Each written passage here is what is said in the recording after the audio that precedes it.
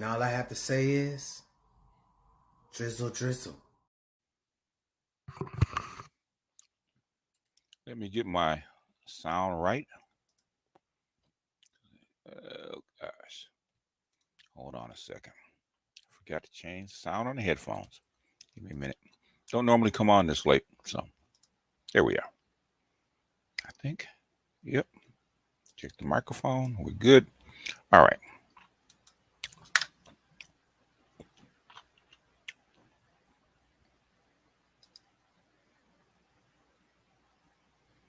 And here we go once again. Yeah.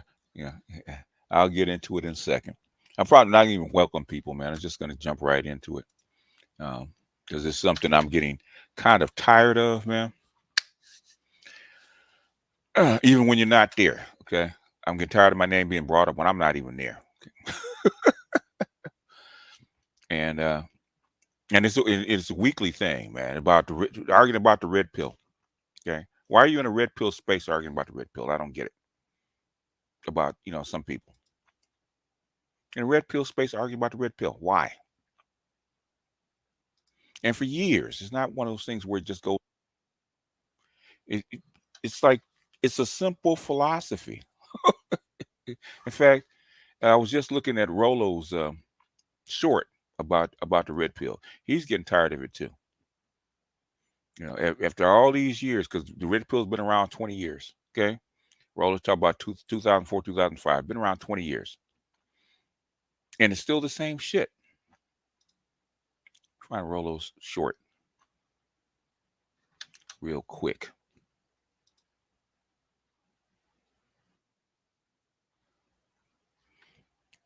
Find it real quick. And this is how long the red pill has been around. Everybody think it's just the YouTube that started the red pill. It's actually not. It's actually started with blogs. Now I'm only going to be here for about an hour. Man, I'm going to allow some people up. But this is Rolo, man. This is Rolo talk about the red pill. He's probably getting tired of it too. That people make about the red pill is that it's like very anti-woman or it's misogynist or everything. I have said this, and maybe this is a good way to end the shows. I've said this before in at least 3 of my books. Men and women are better together than we are apart. Yes. We are innate, evolved, created, or evolved, however you choose to believe. We're an innate complements to one another. My strengths offset my wife's weaknesses, and my weaknesses are offset by her strengths. Okay. So when people throw this out, I've already been accused of this, of saying, oh, you're a male supremacist or whatever. Like, I've been saying this since as far back as the mid 2000s. Men and women are better together than they are apart, and they are innate natural complements to one another. The big, and that has been said so many times in so many ways through so many blogs. Okay. So through so many channels, okay, so many channels, even Kevin's channels, right? Even Kevin's channels, that you get tired, okay, about what the red pill is. Are there people that go off on each other on either side of the coin? Sure, but the thing is that you go for years and years and years and years and years and never really study the goddamn philosophy. He's trying to be purple pill. No, he's red pill. He's been saying this shit for years. Okay, for years before the red pill became popular. He's been married the whole time, right? Dalrock was married. Vox was married. All these cats were either married or in long-term relationships, even if they weren't married. This has been going on for a long time. Okay, most of red pill is against the structure of the state. MGTOW, red MRAs, PUAs. It's about the structure of the environment. It's not against women per se, because most guys say women are just a function of the environment. Okay, it's not anti-women. If it's anti-women, then they would be gay. Even the passport bro movement is not anti-woman. Is it anti-Western woman because they're not wives? Yeah. It's against structures and systems. Been that way from the very beginning. So him trying to be purple pill, he's been consistent for the 20 years I've been listening to him. I've been reading him. The 15 years I've been reading him, he's been consistent. Okay, go. His blogs are still up. Go read the Rational Mail. But cause I was listening to a program. I'm not even going to mention what the program, right? I'm not even going to mention the program. I was on there, man, and I'm gonna keep it a buck, man. If I keep hearing my name getting brought up, and I'm not even on a panel, and nobody's gonna say shit, God bless you, man. Then I can't tell you how to run your channel, but guess what, man? I can't support somebody. I can't support a channel, man, that where my name gets constantly brought up negatively all the time, every week, and damn near every show. Okay, I'm not even the subject of the goddamn show. Every show. So, I'm just saying. I'm not even gonna mention what the name of the channel, but it is what it is. Okay. So I'm just gonna bring it up, man. I'm just, I was kicking. I was gonna kick in and listen and maybe contribute, but but at this point, man, it makes no sense. Okay. Everybody got to choose their direction, and basically, I'm gonna choose mine. Okay. Because basically, the best way to oppose something, well, not even oppose it, man. Best way to actually get over something is indifference. And I got too much on my plate. I'm behind in my reading, behind in my studies, behind in a whole bunch of other stuff that I got to do, man. And I can no longer carry the weight of these people along with me. If they want to stay in their little hole and do what they do, and and and carry on for the next 15 years saying the same shit, then I got to let them go. I got to let them go. And I got to get more strict about it, because I've been really generous, but I'm not going to be generous anymore with this shit. Hey, you know what? If I'm not going to badmouth anybody, about what they do with their channel, but what, I'm no longer going to participate with it, right? And it is what it is. So this is really my final thing. Other than my my master teacher's response channel, if I see something that pops up and my name happens to be in it, I might respond. Other than that, man, this rest of this crap, it's too old, it's too tired, and man, I'm tired of fucking explaining myself until I'm blue in the face about real simple shit that that my grandson, who's a sixth grader, can understand.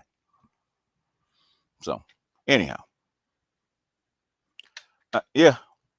Oh, him. Well, me and him have an understanding, man. We hate each other. Me and that guy. Okay, me and that guy, the guy that wears the Dark Queen duck. We hate each other, and we agree with that. So, and once we establish that we hate each other, we're good. Okay, so I ain't had to bring him up. How many times you even hear me bring him up? Because he hates my guts, and I feel the same way about him. So we're good.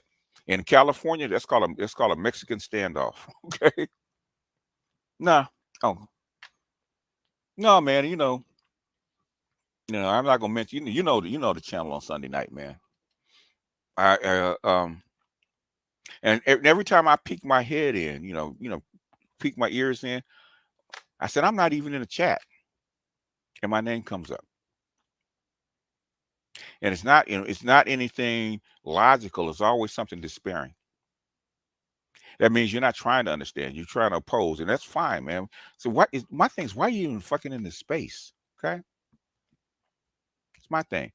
At some point, do you agree with, you're in a red pill space and you do red pill stuff, and you don't understand the philosophy or what? I'm getting confused with some people, okay? Because certain people asked to be in this space, okay? We didn't recruit people.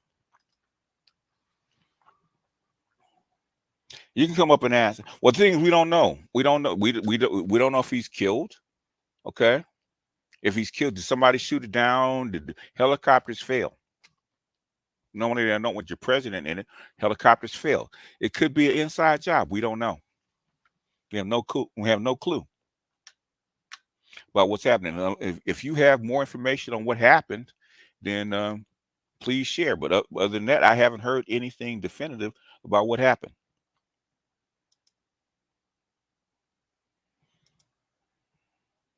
Well, the thing is, you can't. The thing is, this is YouTube, man, and they're going to bring you up. They're going to bring you up. They're going to mention you, and there's nothing you can do about that. Kevin tried mightily when he got popular to keep people's names out of his mouth. At some point, you can't. There's too many. There's too many, and they're not going to stop. The only person who can stop them is YouTube, and YouTube's not going to stop them because YouTube don't like me. So they actually encourage it.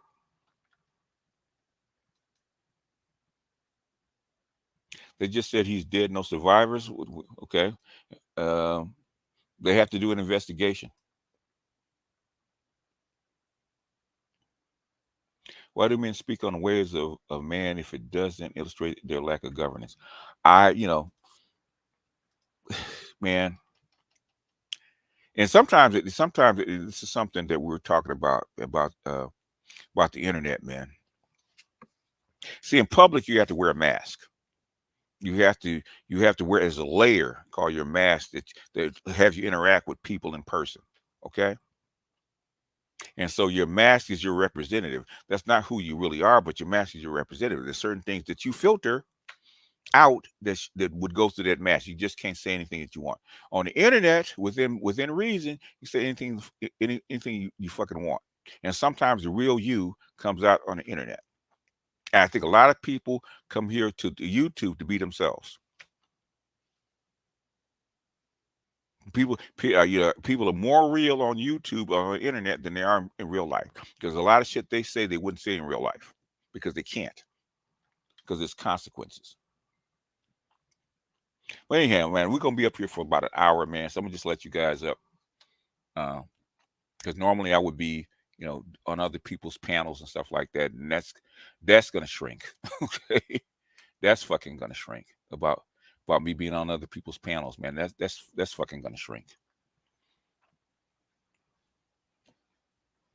Because people thank you for your support, but they don't rein shit in. I said, okay, you said you were saying the same thing to St. Mookie, to let other guys you trust take care of the basics. You have too much time to waste time on ABC. Yep. And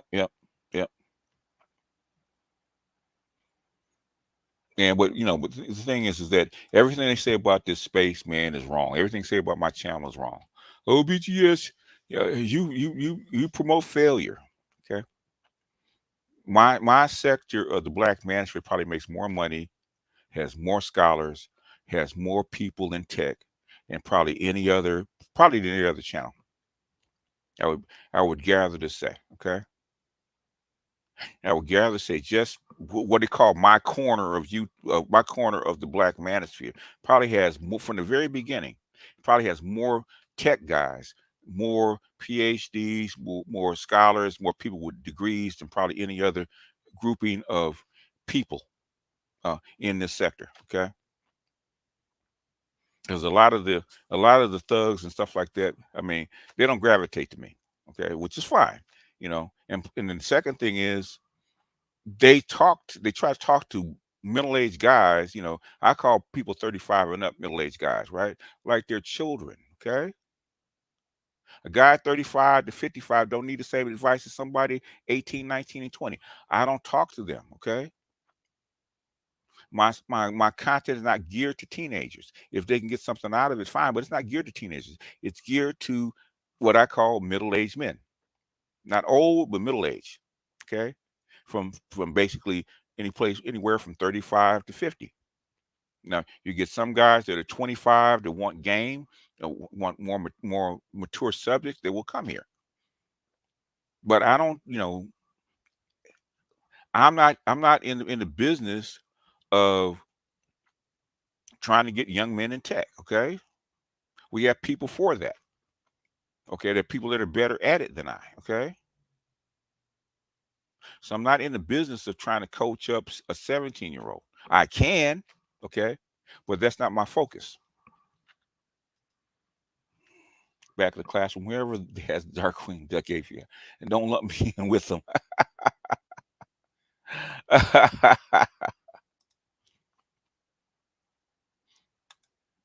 Anyway, let me go ahead and get something to listen to while I close the kitchen. Okay. You're a cook, Joe's? I never knew what you actually did. Go ahead and invite some people up, man. I'm just kicking it, man. You know, because because I just did a I just did my whatchamacallit stream. Okay, I did my Patreon stream for a while, damn near 4 hours. Man, I got most, basically, and this is something that from the very beginning, this is something that I attract, and I don't know why. Okay, in order of importance, man, it's I don't know if maybe importance. It's my top four.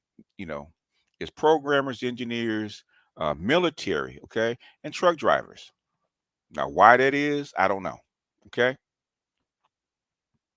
those are my top four people that are professions that are part of my part of they're part of my subgroup.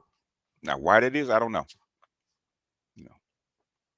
But when I ask, it always comes back: programmer, engineer, a military, and then truck driver. So I would say the vast majority of one of those four. A ton of military, a ton of programmers, right? Got a lot of engineers. Okay, they don't talk, but the thing is, this is where they come. Y'all can jump in. BGS, I like talking. If you can't, I just forgot his name. Umawali. If What you about him? can't articulate your thoughts to him, you're To me? done. Oh, No. to them. Just Oh, somebody that tags you 24/7. oh, If okay. you can't articulate your thoughts to that guy Okay. and make it make sense, you can't do it to nobody. Okay? and And I understand Omar Wally because we come, we come out of the same sector in pro-black, so I understand that. yeah, I've listened to him, and the conclusion is you hate the idea of having a communist dictator rule over with no. Okay, that's the conclusion. But if you can't articulate your thoughts to that guy, and if you can't articulate your thoughts when you Uh talk about building this futuristic community that's actually all you're doing is assimilating to another group, huh. and if you're not aware of that, then you're an idiot. They have never really spelled out a clear vision of what they're really trying to do. Maybe I don't listen to them enough. Well, I'm talking about a Benzino looking guy. He has no neck, dark skin, nice Oh, suit. yeah. Look like he's already ready to go in his casket.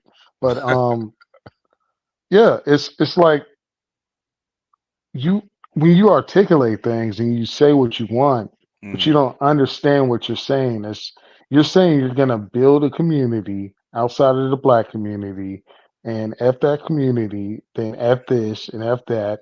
Hmm. And what I see is the women that sign up for this already have their own communities that they're already attached to. So all you're doing is assimilating. Yeah. Yeah. They don't get that part. Uh, they don't. I don't think they even know what they're saying half the time. I Yeah, I think agree. I think they're just throwing mud at the wall, see what sticks. The Or community government. But yeah, I'm gonna get out of here. I'm about to go to sleep. I still got to get up at oh 8 yeah, in the morning. all right. You got babies and work, so Yeah, I was showing the woman the part that we were talking about religious parts. I was showing her that part that you were talking about. Then I oh, saw oh, it come up on my screen. okay, Yeah. All right, yeah, I'll let you. I'm yeah. entertained. Well, the esoteric religious part is really what I came to Yeah. YouTube to do. I didn't really come here for the woman stuff. The thing is, you gotta follow the needs of the people that come to you, and this is the need. So This is Yeah. not what I decided to just do, just start going in on women. But thing is that's what people say that they needed. So that's what I do. Yeah. Alrighty, y'all have a good night. Y'all don't stay up too late. Yeah, have a good I night, want bro. to cuss, but my son is laying right up in the bed and he just woke up. You don't need to cuss, man. Go to bed. All right. Y'all All take right. it easy. All right. Peace out. What's up, little Maple Leaf? So yeah, that video Z mentioned when you were like that Z brought it up when you were on the stream the other day. Oh, that one. Yeah. I still haven't seen that thing, man. I would suggest that you watch it because it was hilarious. Because Z like had his conversation, and you know who went up there after, Yeah. and he made a complete fool of himself. Like when like they were roasting him before he even started talking. It's just based Okay. off of like the whole being the main person of the space. Okay. You know what I mean by Yeah. that? The president. Yeah. Yeah, the president being the president, they're roasting him, and like people in the chat are talking about, so can we impeach him or yeah, and like they were roasting the shit out of him, like and as soon as he started talking, he was like, he did his usual spiel, like like the Manosphere is all grifters, and he's like that dude BGS, like he's fucking the space up. And then they were like, who's BGS? I don't even know who that is. Which they could be lying. I don't know if they're telling the truth or No, not. they But don't know who I am, man. Basically, we've never interacted. If I mention my government name and who I'm associated with, they would know me. yeah, they're like, who's BGS? And like, why are you Yeah. ranting about this guy? Yeah. And like, and he was, and like, they said to him, they're just like, if you say that your channel is about productivity, can you like in 30 seconds like quickly explain like what do you do on your channel that actually promotes this? Yeah.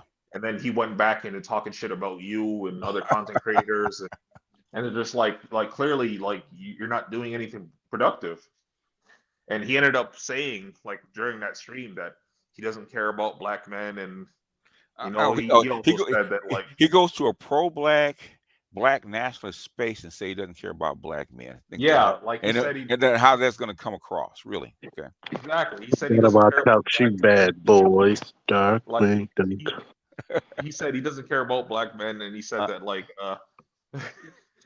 like he was talking shit to the host. He was over talking them, telling them they're not productive and all they're doing is complaining and stuff. It was all bad. It was so bad.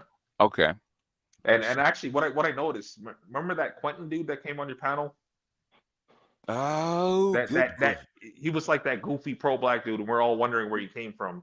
Okay. Like, it was Him. like Okay. What about? Yeah, I remember him. He was in that chat, so it looks like that's where he came from. Is those kind of spaces.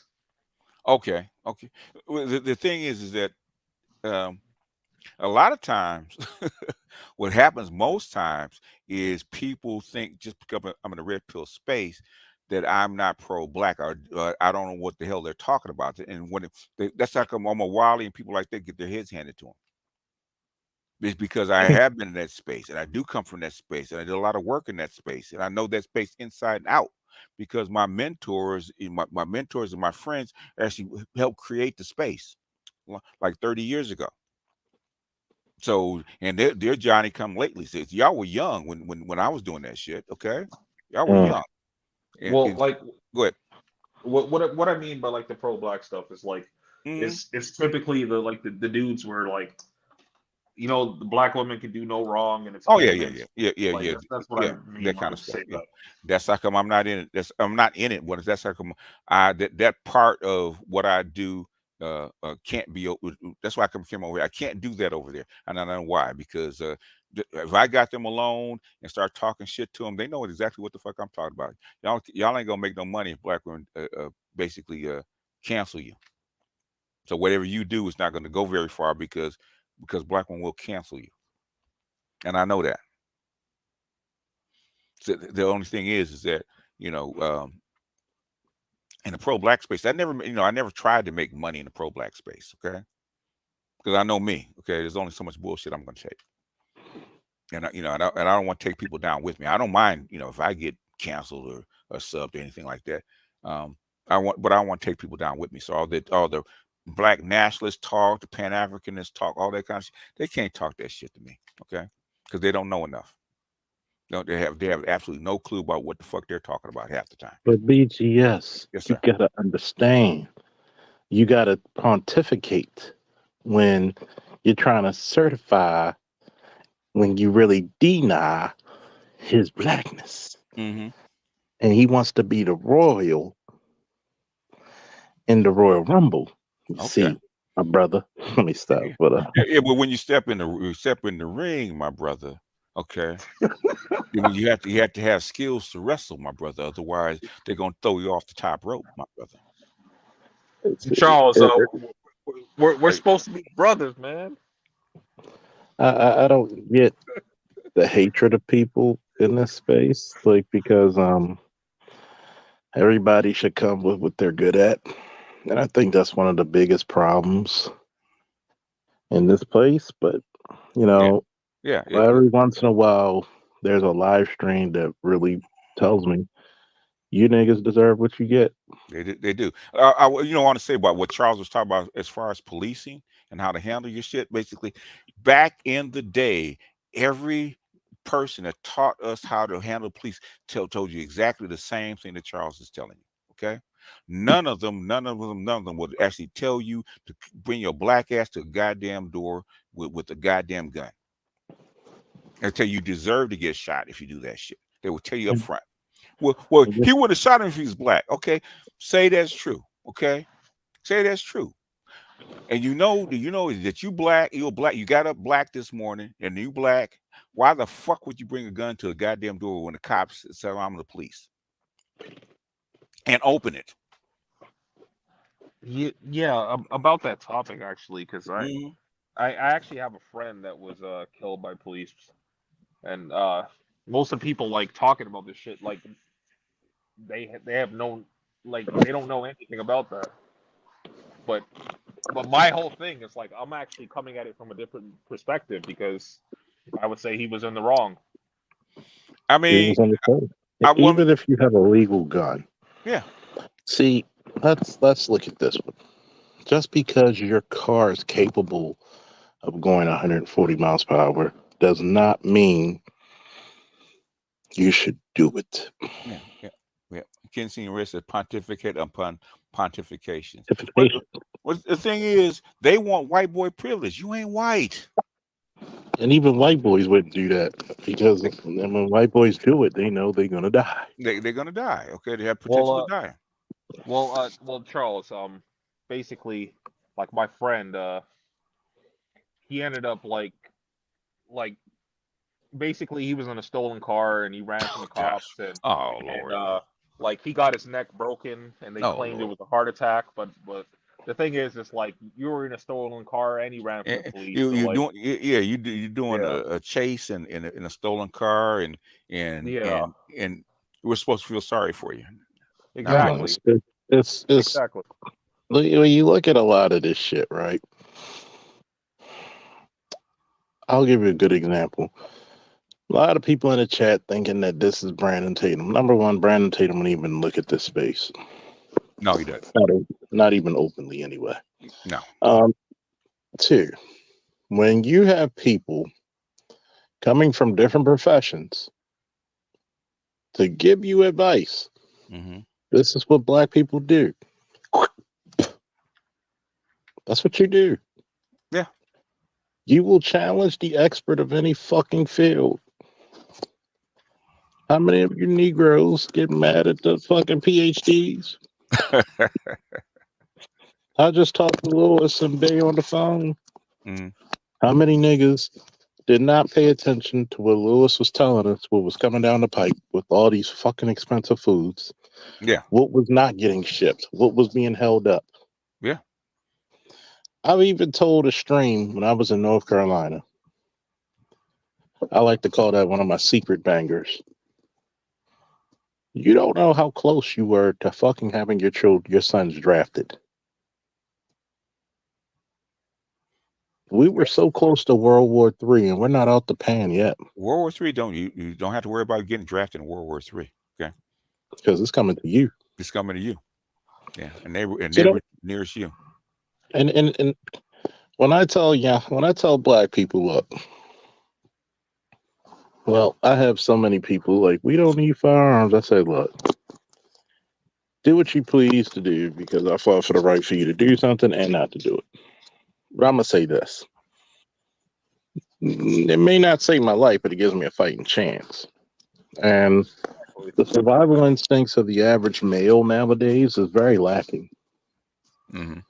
You look at Drake Mallett over there, aka Darkwing Duck. Mm-hmm. What's the point of you want to be the president, you want to be the king, and you're gonna do what if we vote you in? Mm. What do we get out of it? Well, You just want to win the rat race and not realize you're gonna be just the number one rat. well, actually, Charles, since you brought that up, actually, because one of our favorite people that comes around, Mm-hmm. Gabe, he was misrepresenting what Keep It 100 says, like what he said about this whole Diddy scenario. He's talking about like he said like he's going off the video and he's 100% guilty. But he said that like as somebody who committed a crime, obviously, that why did he keep the video? He should have got rid of it as a criminal. And that's the argument that he came with, and I'm just like, no, that's not true. That's not what he said. Number one, Gabe is loopy. That's why I don't listen to nothing he ever says, because he's socially awkward. Yes. First of all,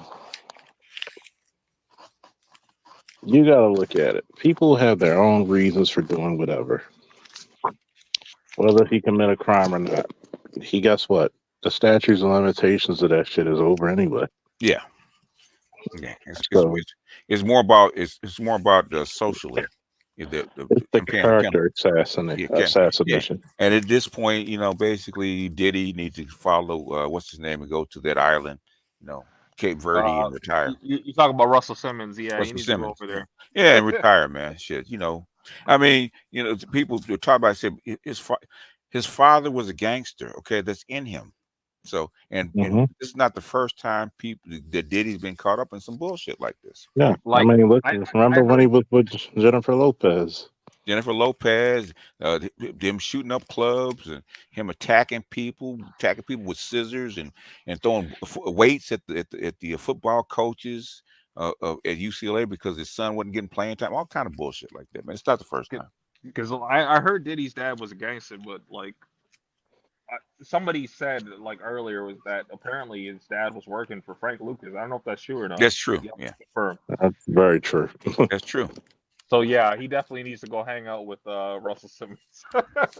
I mean, at this point, man, basically, man, call it a day, man. Do what Russell Simmons is and get out and go live your life someplace else. Count your ducats and be at ease. Yeah, I mean, move your money around and go someplace and but the thing is, he can't because he likes the limelight. So. I mean. Okay, Charles, my apologies. It's crazy because you get a lot of these guys out here, man, trying to tell you about shit, but never been any fucking where in life. Like, have you ever had to see true evil? And I have to tell people, I've seen some truly evil motherfuckers. Yeah, you work in that profession. Yeah, and it is crazy because a lot of these guys whine and cry about their life. Like, what the fuck do you have to do? There's some people that I look at them and say, just be fucking happy. Just be fucking happy. You don't have to deal with it. Well, no, I think the black guys, but be happy. Leave it alone. Yeah. Leave it alone. Just why do you have to, if you really for the betterment of people, why pick with those motherfuckers? Sometimes people don't know peace, what peace truly brings. Boredom for them. Yeah, it really is. It's like I'm gonna start a series to prove to this one question: the Disney movies affected the boys more than the girls. Mm, I think it affected girls more than boys. I think the girls are telling you we're sluts. The boys still want to. The boys are still American dreamers, man. Well, actually, like They, I they, think they, they are, but the thing is, boys pay a penalty for doing going the opposite way. Mm-hmm. like it's somewhat on par, but there's a reason why chicks like Rapunzel was up in a tower. I'm just saying. Oh, well, yeah, those are old stories that to win her hand, and he had to go through something. In other words, that's part of manhood. You got to go through something. You got to go through some trials. Well, to get I was to more so their talking identity. about like why her father put her up in that tower. To keep away from dick. Keep away from dick. You know, they climbing hair for dick. Anytime you can climb hair for dick, man, that's some good pussy. Yeah. She got to allow you up. You know, that's why they put her up there. You got to put your swing down your hair, and guess what? She been up there in that tower so much that hair wasn't in her head, was it? Yep. Damn What do you coochie guys? hairs get. A little Go bit ahead. off topic. What is your guys' thoughts on this? I brought this up to Kev because this was the topic that was brought up. What are your thoughts on like this Ann Culture chick talking about I agree with you and everything, but you're Indian, so I would never vote. I agree with her. I agree with her 100%. I'm not voting for you because you jumped the line. I don't care. Yeah, we don't know you. We don't know you, nigga. We're basically you're first generation Indian. There's a whole bunch of people that have been here a lot longer, just as qualified, maybe if not more. Okay. Where your loyalties lie. Yeah. Like I actually thought that was hilarious that she said that, and like the thing is, like he didn't even take offense to it. Like He did take offense, so he just couldn't show it. Of course, He couldn't. He showed a little bit of it, but yeah, you see his frown that he thought he was in. He thought he was accepted by the. he thought he was honorary white. He got his nigga wake up card. Yep. I mean, not only you're Indian, you're also the wrong religion. You're a Hindu. Mm-hmm. You're too dark. I mean, even in India, they look at it and say, "No, you're too dark." You're darker than you're darker than Obama. Okay. Yeah. Actually, BGS, you are pretty correct about that. Yeah, he is darker than me. Yeah. Well, he's got better hair, but you know. Well, the thing with a is, receding like, hairline. Like typically, like I'm not sure if it's like I'm assuming it's somewhat similar, if not more in the States. Like I don't know, but typically like over here, it's like when like people come from like foreign countries, like especially if they're like first generation or whatever, they'll change their name. They're not going to use like a name that he has. They'll change it. Like his name would have been like Paul or whatever you want to call it. Right? He could have changed it to Bobby, like Bobby Jindal. Okay. Well, Bobby, no, actually for Bobby Jindal it's his nickname. Yeah. That's a childhood nickname he had. So he changed. Basically, that's what the name that he used. So Not only that, he also converted. He changed religions. He was born to a Hindu family, but converted to did he actually? Yeah. But for political reasons. You know, I have nothing against the guy, but the thing is, you can't. You know, I'm a black man. You can't jump over me. Exactly. I'm a black man, you know, but I don't feel sorry for you. Can't jump over me just because you want to, nigga. That don't work. Yeah, I'm a black man. Yeah. I believe that shit. You can't take my struggle. Yeah, I'm a black man. Yeah, it's a word we can only use. Mm-hmm. Yeah, I'm a black man. Fuck you, people of color. Yeah. you want to run as people of color? Good luck. But the thing is, he showed you that they like you. They like you when you yelling. You actually talk using that talking voice. That's what she said. But at the end of the day, I'm not going to vote for you. You're a tool. You're a tool. He knows it, but then again, his background is in business. A lot of people don't know that. So. He could have been a government worker from the ground up. I don't care. Okay. Mm-hmm. No, fair point. I'm just saying. But I guess you're just. They rather trust a black person, man. They rather trust an American black than some first generation Indian. Yeah, you know, my folks have been here 12 generations. You gonna try to jump over them? Okay. Well, that's the thing is because like Dre, where's your family from? I've said this before. My family is Jamaican. Okay, So just to yeah, clarify. so basically, like I could talk to like the most like racist white person, but they'll never say no shit to me or about like fucking black people, but they'll talk about like Indians and Asians first. Yeah. That's typically what they do. Surprising. That kind of just shows where they stand, and it is what it is. But like they're not going to talk shit to me directly, but you know they'll talk about them first. They'll be like, yeah, them Indians and them Asians, even though they're from the same continent, so they're both Asians, but they never realize that. South Asians, Southeast Asians, they all hate each other. He wasn't the most intelligent. He was just one of the most vocal. Okay, most of those guys been in this game a long time. They just don't want to talk about what he talks about. They can talk about it, Loud. but yeah, he's loud. Yeah. At the end of the day, he's Indian. Okay, and I wouldn't vote for him either. Nope. He wasn't expecting that motherfucker to be like, yeah. For the collection and protection. Unless you got a hell of a campaign program. Okay. I mean, you got to have a hell of one, not just these main talking points that have been gone over like 1,000 times. Okay. Exactamundo.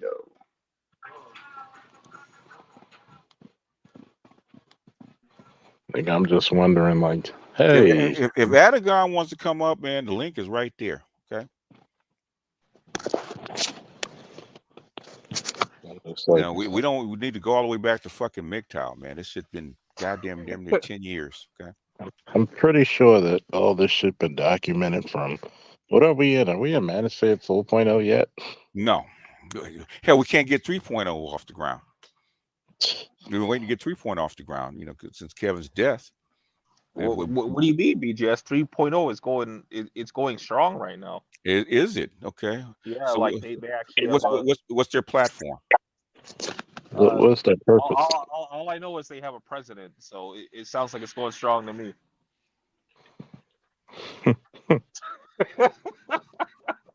No, I'm just fucking around. BGS, if I may say this. Go ahead. What in the all types of blue hell?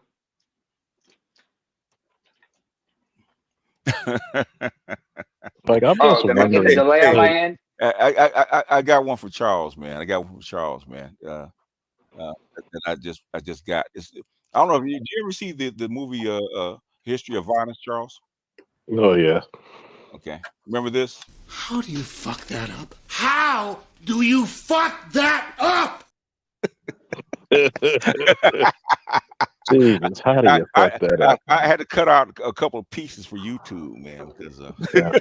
Well, it's funny because it's very true. Like, you got guys wanting to be politicians, and I never knew we had a vote for this shit. Yeah. And I'm just like, here's my shit. How long is your term? What is your platform? What are you trying to do? What are you trying to do? Yeah. But then you get mad when people say, "What is your goal?" Yeah. BGS, did you say that was History of Violence? That movie? Yeah, History of Violence in 2006, I think it was. Yeah, I actually have that on my list to watch on Netflix. Oh, I'm gonna get to it damn! now since you brought it up. I was shocked. Damn good movie, man. But a little violent, but damn good movie. You know, very underrated movie. What do you think, Charles? Yeah. Damn good movie. Very, very crazy. I tell you that much. Yeah. It's, human nature is always going to be one with violence. I think humans are more violent than peaceful some goddamn times. I mean, nature's violent. Yeah, and people. So how is you gonna be part of nature and violence not be there? You have to be. Like, if you look at your house cat, if you have a cat, Mm-hmm. That is one of the most violent, lovable but violent creatures you'll ever. If you put anything in that house that Mhm. doesn't belong, it's gonna try to kill it. It's going to try to kill it. Yeah. A mouse, a gerbil, a rat, whatever. It's gonna kill it. Yeah. And Yeah. there's a reason why cats are very efficient killers. Yeah. They're very efficient. They. It's like nature said, build me a killing machine, and you would look at a cat. Why Yeah. do you think? Why do you think there's so many variations of cats throughout history? Yeah. Human beings could not survive in this ecosystem without being violent. Okay. Mm-mm. You're gonna be either you're gonna be the hunter, or you're gonna be prey. Prey. Yeah. Yeah. The whole thing about nature, if it's if you're bigger than it, okay, if you're It bigger eats than it, you. it eats you, right? Or vice versa, right? Yeah. If you're No, bigger, you get to eat. a black man use tools. What's going on, Mookie? Hey there, how you doing? Or Just Saint Mookie, as they say.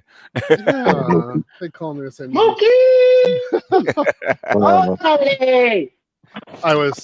I just got done working, so I saw that you were streaming, so I decided to come on and say I hi. appreciate you. That's that nigga Theodore over there, man. You know you a hell of a nigga if you name Theo. You can't trust that nigga. Don't leave that nigga. Don't leave that nigga near your girl. Don't leave your nigga color. And not even on the Cosby Show. Can't trust Theo. Can't trust Theo, man. God damn. I Go can't ahead. You know, speak for Miguel, but a sophisticated woman is Theodore. Yeah, go ahead, Mookie. So, yeah, I would say regarding the Manosphere, we're still on 2.0. Okay. And Mhm. it's mainly because we haven't organized sufficiently enough to actually get to the next point. Okay. And particularly in terms of message and where we are. So we're still in an organizational point. If we get something else is happening, a change fundamentally with a majority of the men in the Black Manosphere, the conservative men, the guys who are serious about it. Okay. When you start seeing those kind of changes coming through consistently, then we'll know we're in 3.0. Okay, give me an example of one of them, just one. That you I would say, for example, men having no issues with having relationships. Okay. So, but it would be on our terms. Okay, when you say relationship, you mean marriage, serious relationships, long term, what? Anything stable. Anything stable. Okay. Yeah. So if we can get to a point in which, I mean, it's you talk about your family, right? Yeah. You're open about it, and Yeah. there's a few other guys, but as you notice, the audience rarely comes up, and then rarely talks about their family. Yes. And most of the time, it's a zero. There's no Yeah. family there. So Yeah. this would be one example. So this is something that Obsidian talks about. He says basically, you need to have the long-term, stable relationship, something going on, and you need to be able to feel that you can talk about your family, and it is either it's our side, it's based upon our terms. Mm-hmm. That has be one example of it. Okay. Okay. We're not there. It's kind of hard when the environment is pushing against that, Yeah.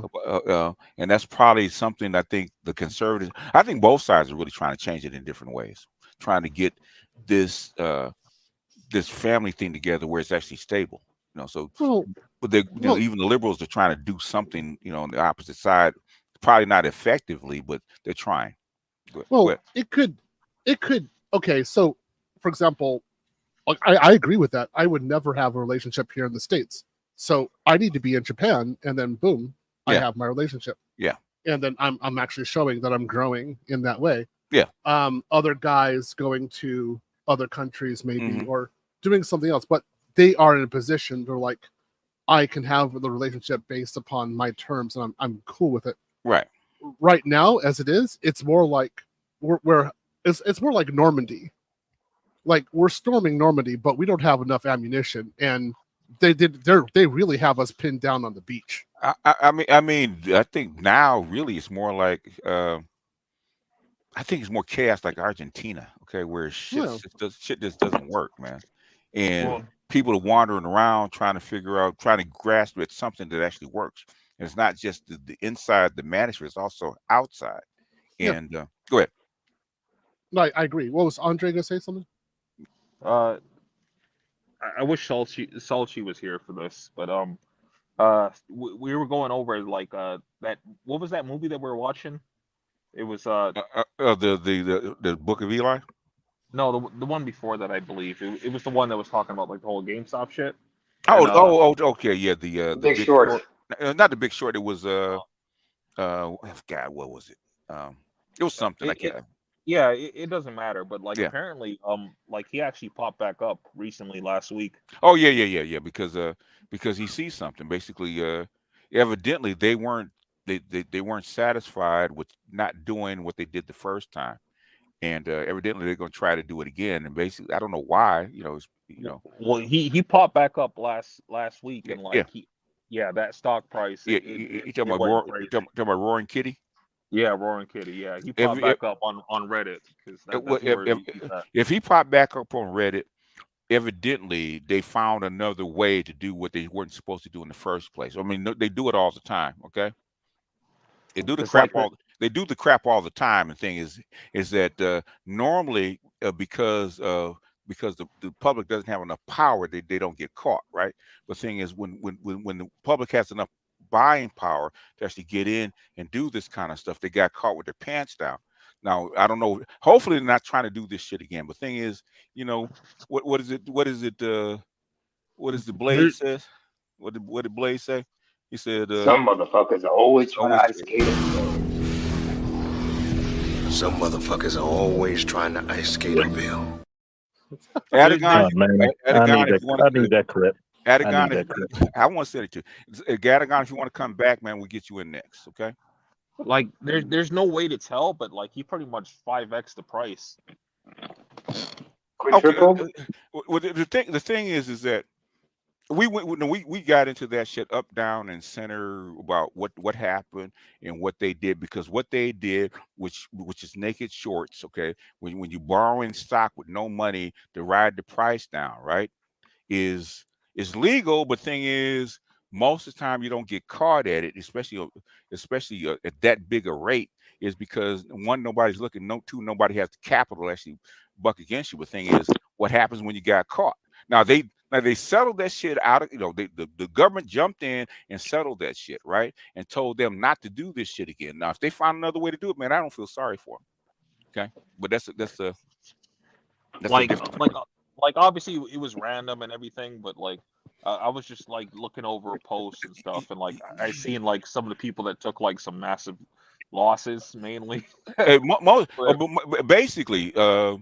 Basically, if the government had stepped in, you had about 6 hedge funds that were worth like almost $1 trillion go out of business. Like something like $70-80 billion that like actually go out of business because they were actually broke. So the government had to step in, but they're supposed to regulate this shit so it doesn't happen again. Okay, the government's supposed to actually be looking at this shit so that these people cannot do this kind of BS all the time, because they've been doing this, man, for like 20 years. Okay, because I see the dude, like he made a post and like he was selling calls, right? And yeah, I mean, it's gonna happen. But he was selling calls, and like he took like a $300,000 loss. I was like, well, that happens. That happens because the government will step in and squash you. Because in fact, what is it? Robinhood, man. Does Robinhood still exist?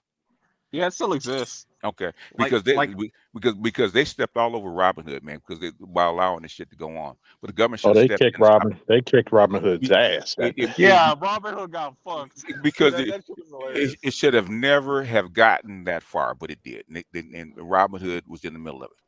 Well, like, yeah, exactly. So when Robinhood came out with the IPO, real quick, because I don't want to drag this on, man, because I know that we talked about this, and I know you have never traded this shit before, and I don't feel like dragging it out because it's real simple. Okay, if you know anything about naked shorts, okay, borrowing stock heavily like that, right?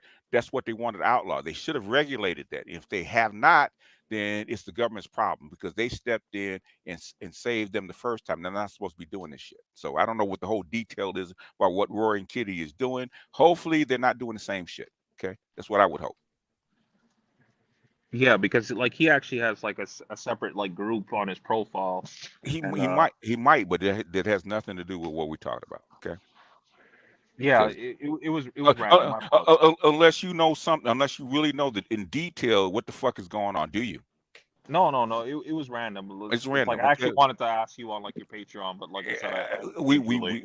we okay. Go back and look at the after talk that we did on the I think it was called Dumb Money. That's what it was called. Dumb Money. Go look at Dumb Money. We actually went through the Yeah, whole thing. yeah, that's what I was talking about. We- I only brought it up because it just popped back up again last week. I saw it, but the thing is, I haven't looked. One, it's too soon to see what the hell is going on, and two, I don't know what they actually did. I would have to really read and look at it and see what the hedge funds had done and what he saw, because it could be that, it could be something completely different. I don't know. But whatever it is, he saw an opportunity, which is a good investor. So it gives them a chance to make some more money. Yeah, exactly. I think it's just like a pump and dump thing going on. He's not a pump and dump guy. He's not a pump and dump guy. He doesn't. That's not his stilo. That's not how he gets down. So it's not that. He's pretty on the up and up. And plus he do pump and dump, man. They're gonna come after his ass. He knows better because he's already on the list. He's like Mookie's on the list already. See, me and Mookie been on the list. Yeah, he definitely is. When you're on that list, you got to do things the right way. Yeah. Oh yeah, Yeah. they will disappear you. So did everybody survive Armageddon week, Mookie? I heard about Armageddon No. week, man. Everybody. No. Okay. No, they did not. And I'm having to implement rather some changes in the class in order Okay. to deal with the issue. Okay. But the class is more efficient now. Okay. So I'm gonna keep it. So there are some people in there who are kind of computer illiterate. Yeah. Okay. And I got to go deal with them directly. But Okay. the people who survived, they're Okay. running the sword right now, like other guys here. Yeah, Okay. Well, the thing is, and I always tell guys, man, even if you fail, you've learned something. Okay. I mean, if they hung with you this long, there's no way you can actually sit under Mookie this long and not learn something, right? So you're gonna learn something. Yeah, you're gonna learn something. So even if you fail and you have to drop out, when you try it again, you can bring what you learned from Mookie to your next thing. Okay, it might take you a little longer, but the thing is, go ahead. So what we're gonna do is basically make them go through like a basics course. Okay. So we're not going to let them drop out. We're going to give this option. Like we don't want them to drop out. It's not valuable to us as a cause. Okay. So have them go do the basics. We got to make sure that they're functioning correct. Yeah. Make sure that everything is good. Then once we know that they can do this course and then they know the basics, then they can restart in the next course for the same price. Okay. So they don't have to pay again. So we're just kind of taking them out and saying, like, look, we need to work with you. Something's wrong. Yeah. I mean, it's like anything else. Basically, the same thing when I tutor people in math. Some people have holes, okay, and some people have glaring holes where there's just too many, right? So you can't function and can't do the work because you got way too many holes in your basic knowledge, and that has to be shored up. Like I can't have you play basketball. You don't know how to dribble. Doesn't work. Okay. Or shoot a layup. You have to have some things in place. And if you can't do that, we have to take you back to Granny first and shore up those inadequacies. So I understand what you're saying. Yeah, that's essentially what it is. And like there's some guys who like they want to go to the NBA, but they've never seen a basketball before. Yes. Or like, and we have to be like, okay, well, we try to get you to do the basic drills. Yeah. You didn't know what a basketball was, and you didn't know how to turn on the television to watch tape. Yeah. So we got to deal with you differently. So I don't like when people drop out of the class. It does disturb me. Well, the thing is, that's what our prereqs were all about, to prevent, kind of lessen the loss. But the thing is, you have people coming without prereqs, and Yeah. so you're taking them cold, and most times you're good enough to actually overcome their inadequacies, and sometimes you're not. Sometimes the lack of knowledge is too great, so they have to go back and do it again. Yeah. But the thing is, they're going to learn something regardless. Or you can't be in that class and not learn something. Yeah, that's definitely true. So yeah, I'm gonna do a basics course, 3 Mhm. months, Okay. just for them, and then I'm also gonna have the new guys in class 6 join who haven't done anything yet. So Okay. we're just gonna go through and make sure they know basic things about computers. Okay. And once that's done, yeah, then they can go ahead and come back into the class, and well, I think they'll be ready to shine and keep on going. I just don't. Too many people have given up on black men, Okay. and when I saw what was going on, I'm like, look, I'm not going to be one of those guys. So you're definitely not going to turn back in your life and look at me and say that I gave up on you. Ain't going to happen. No, So, I mean, the thing is, a lot of people look at failing. Okay, I'm a chemist. That's what I was doing in high school and college, right? And basically, an experiment, 9 times out of 10 is going to fail. Okay. The thing is, what did you learn when that experiment failed, and can you do it better the next time? And so if they had the guts enough to jump in the deep end in that pool, okay, they might not have been able to completely get across the whole pool. But the thing is, the next time they jump in, they have knowledge. They're not cold. So I'm not saying give up on them, but the thing is, they just have to jump in again. Okay. I agree. I definitely agree. I definitely agree on that one. So I'm giving them the invitation. I'm having other people, my deputies, reach out to people, talk to people, and say like, look, we want you back in here. Come take this class. Let's go. Let's talk about this. Let's see what's going on with you. Yeah, and identify the struggle. It helps you identify what struggles people are having because it does show up, and it probably shows up quite a bit about exactly what they need. So that probably helps you too. Yeah. So yeah, that'll help you become a better teacher and get more guys to pass. Yeah. I would like to have 200 black men going into IT for my class per year. Ooh, that's a lot. Yeah, that would be great if I can get that kind of number. I'd be jumping up and down. Then I'd be going on other people's channels and be like, look what I did. Right? Like, Saint Mookie, I respectfully say, sir, thou art not shit. I said that lovingly, okay? But I want to do this. And then if somebody says like they're gonna make a university, and be like, look what I did. No university.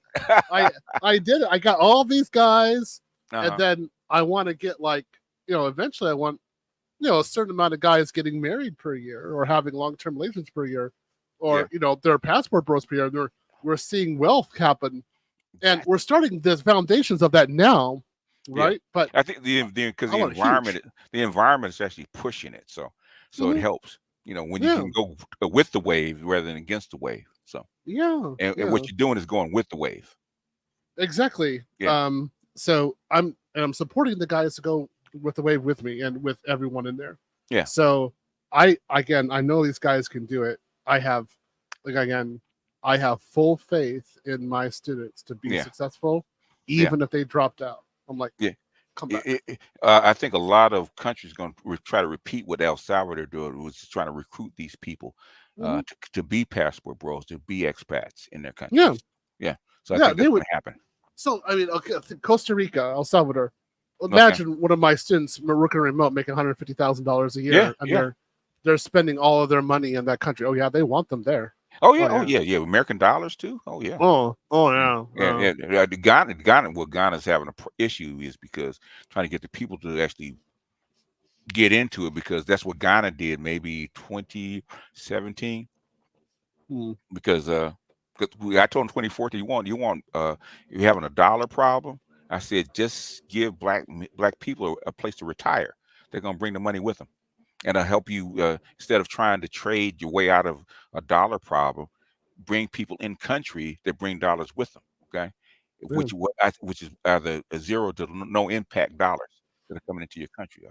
And Yeah. I stress retirees because retirees don't need a job. Okay. And then they True. don't impact the workforce, right? Whereas what you're doing is the opposite end. They need skilled workers Right. in their country. Right. So these guys could work both remote and local. Yeah. They can help out the local economy. Their Yeah. dollars will go far. They're building stuff. If they get married there, the kids are going to go to private schools. Yeah. This is exceptional. So Yeah. I want guys to be able to feel that like they have these options, that this is a normal part of life. And Yeah. if they're in the United States and still doing it, I want them to have, I can say, a blessed and prosperous middle class, Yeah. not what we have right now. So I think about middle class. You guys are gonna think I'm crazy, but I don't think middle class really happens until you're about $250,000, $300,000 a year in the United States. Fauci said it, and this guy in Florida said the exact same thing, because you're trying to buy a house in the United States, the median family house in the United States, you got to be close to $250,000. It's crazy. It's something that has to be solved, man. But that's politics, and I get enough trouble talking politics as it is, man. That's your government doing shit that it's not supposed to be doing. Okay, there's no reason that a rich country like this can't house all its people. Zero. Oh yeah. There's no reason for them to be having the housing issue that they're having right now. No, I mean, especially with like beginning houses. Yeah, this is ridiculous. It's and I said this. I said this in public, man. When Biden got elected, I said he's going to have to decide between saving the banks and saving the people. Can't do both. So we know which he decided to do. So that's why you have all these issues. And it's getting worse. So it is, just to put it in perspective. Okay, good. You guys are gonna think this is crazy, but it's actually true. Mm-hmm. If one of my students got $150,000 a year, mm-hmm. if they lived in Tokyo, mm-hmm. it would be easier for them to get either a condo or a house after 3 years. Yeah. Than it would be in the States. Yeah. Like what happened? Like what is? Am I in like the reverse, the inverse, or something? Like what happened? Well, actually, go ahead, Andre. Yeah, like actually, Theo, like since you said Tokyo, you're talking about Japan, obviously, but actually, I have heard that the cost of like housing is a lot more expensive in Japan, to the point where they actually had to pass a law here in Canada to stop like foreign people, mainly people from Japan, from buying houses. Basically, what they're doing is investing parking money when they buy houses out here. They're not buying houses to live in. They're actually investing money away from outside Japan. But the thing is, that's only inside Tokyo. If you go outside of Tokyo, you can actually afford a very decent house or a very decent condo outside of Tokyo. Hold on. You're thinking about 15, 20 years ago. Oh, not really? Now. It's gotten that bad in because it's gotten that bad in the States. So the market is crushing more in Tokyo, or staying even. Yeah. So they keep on building more and more condos, and they're good quality condos. So they have a surplus of them. So you could actually put a 30% down payment in 3 years on a premium a condo there. And you can get some loans and actually pay for it. They'll actually do it at this point. I kept on looking at it. It's actually there. I can't believe it. Whereas the same size of what you get in Tokyo, if you're here in Austin, that condo would start at around $800,000. Austin has just gone off the chain, man. Yeah. Within less than 10 years, just obscene. What's wrong? They try. All the people from the Silicon Valley started moving to Austin. To what Theo said, like, yes, they are parking money, because like that's actually the problem why they actually had to enact these new laws, because apparently like these Japanese dudes were just buying property and not actually living in them. Yeah, that happened. That's in New York, LA, Miami, Washington, London. London. It's parking money, but they're allowed to do it. And a lot of those neighborhoods are pretty quiet and ghost-like. Yeah. Los Angeles is like that, where the downtown condos are empty because that's how they park money. That's how they hide money. Well, the thing is too is like the main issue is like they were buying it in like Vancouver, which is like it's the highest cost of living in Canada, where the average house is Toronto? like 500,000. No, Vancouver. Yeah. Vancouver. Okay. Yeah, Where? like the Oh, highest. that's like, well, nothing. the Like average house is like in 500,000. in LA, that's nothing. Okay. The Yeah, average house in LA is like $750,000. That's average, and probably yeah, more than that. yeah. In LA, 750. Well, That's it's like a a bit different. garage.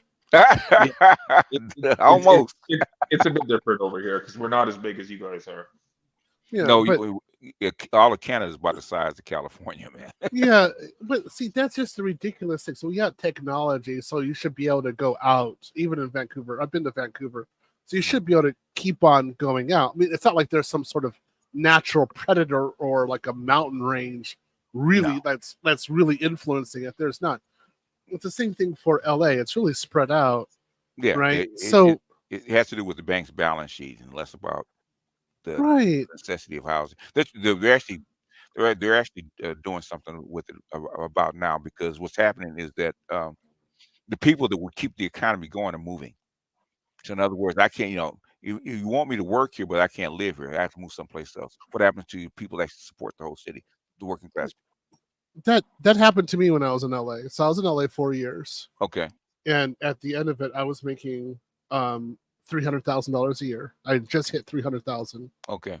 And I just said, it's worthless.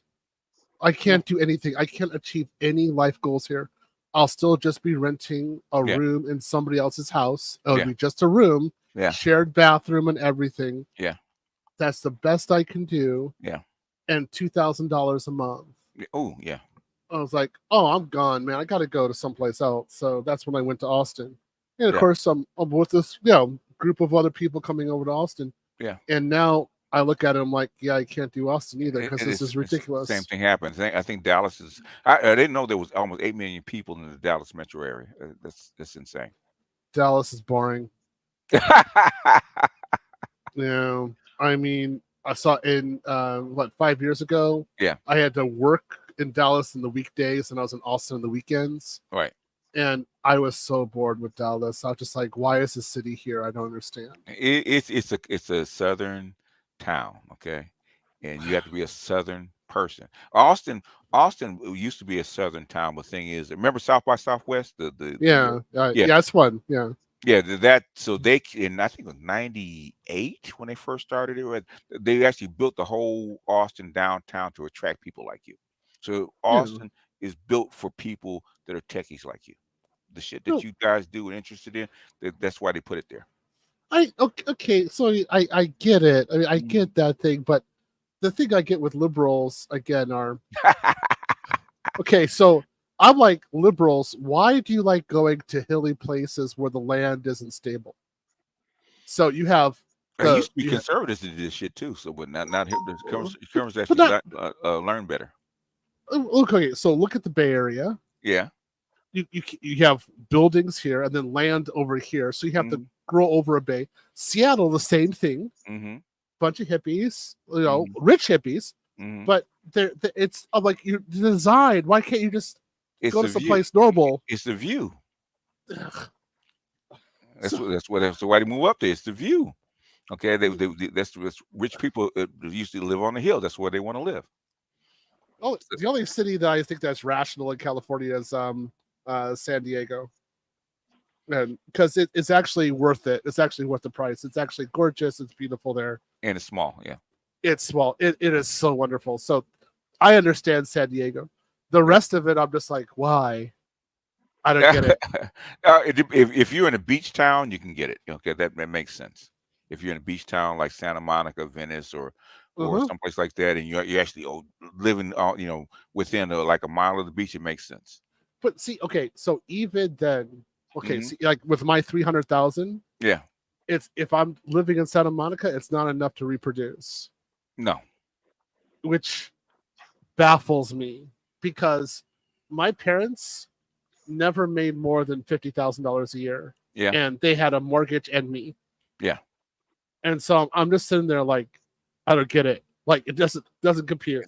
It's called neoliberalism, sir. Yeah. I look at it, it's called bump and grind. That's it.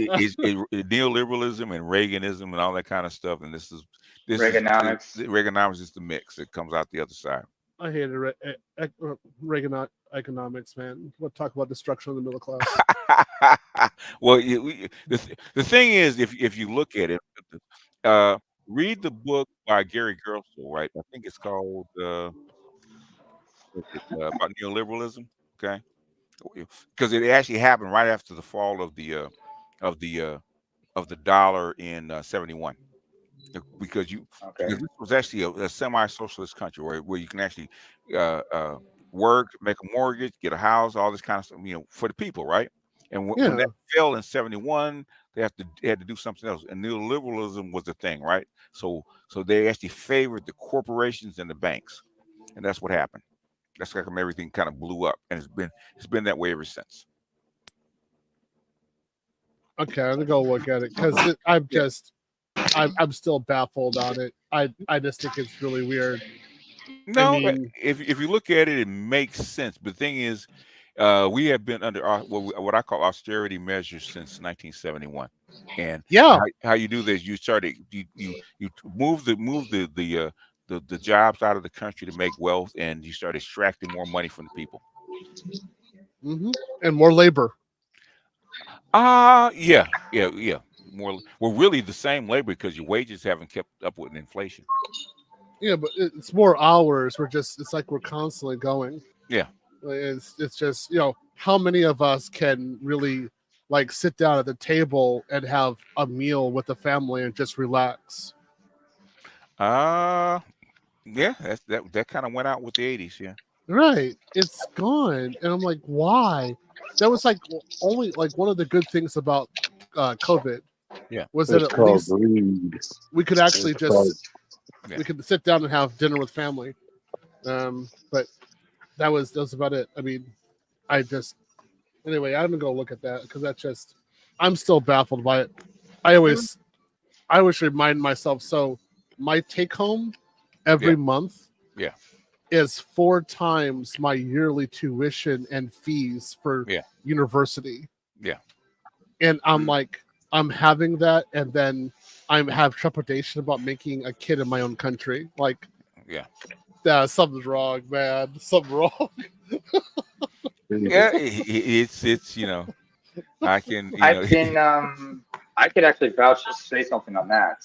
Sure. I mean, in my situation, I had my trepidations, having my children in my home country because, given the political circumstances and everything that goes with it. That's the book, The Rise and Fall of the Neoliberal Order. Okay. Got it. America in the Free Market Era. That's the book. If you want to, it's on Audible or whatever you want to get it on. But then that's the book. Yeah. So I can understand, what Theo or Teddy is trying to say. By the way, but Joy, Mookie. Mookie.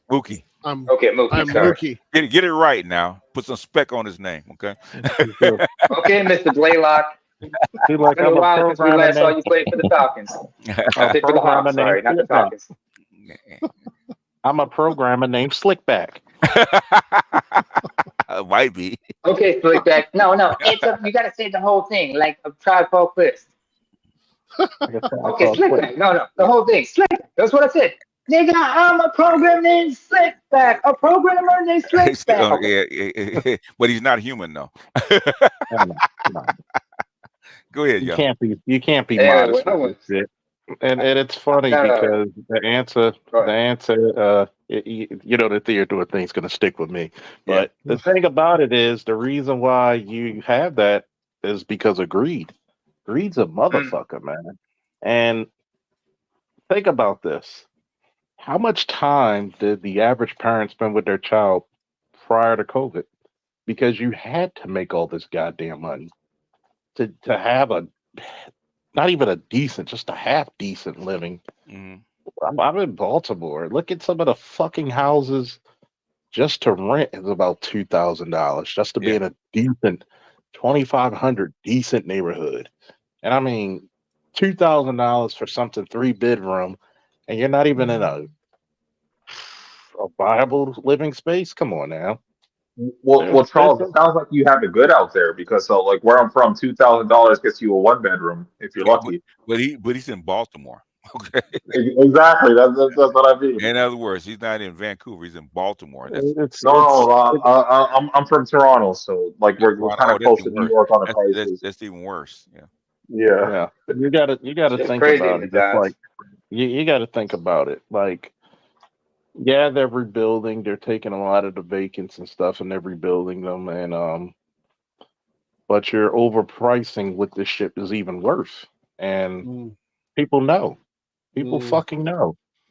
I mean, you know, I explained to you guys this countless times, right? It's outside of your hands. Okay, this is something that's structural by your corporations and your government. They have to do something because they can build more houses if they want to. How come they don't?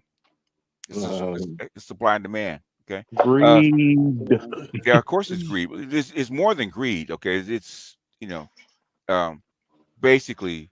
The greed happened in 2008, okay, with the mortgage crisis, right?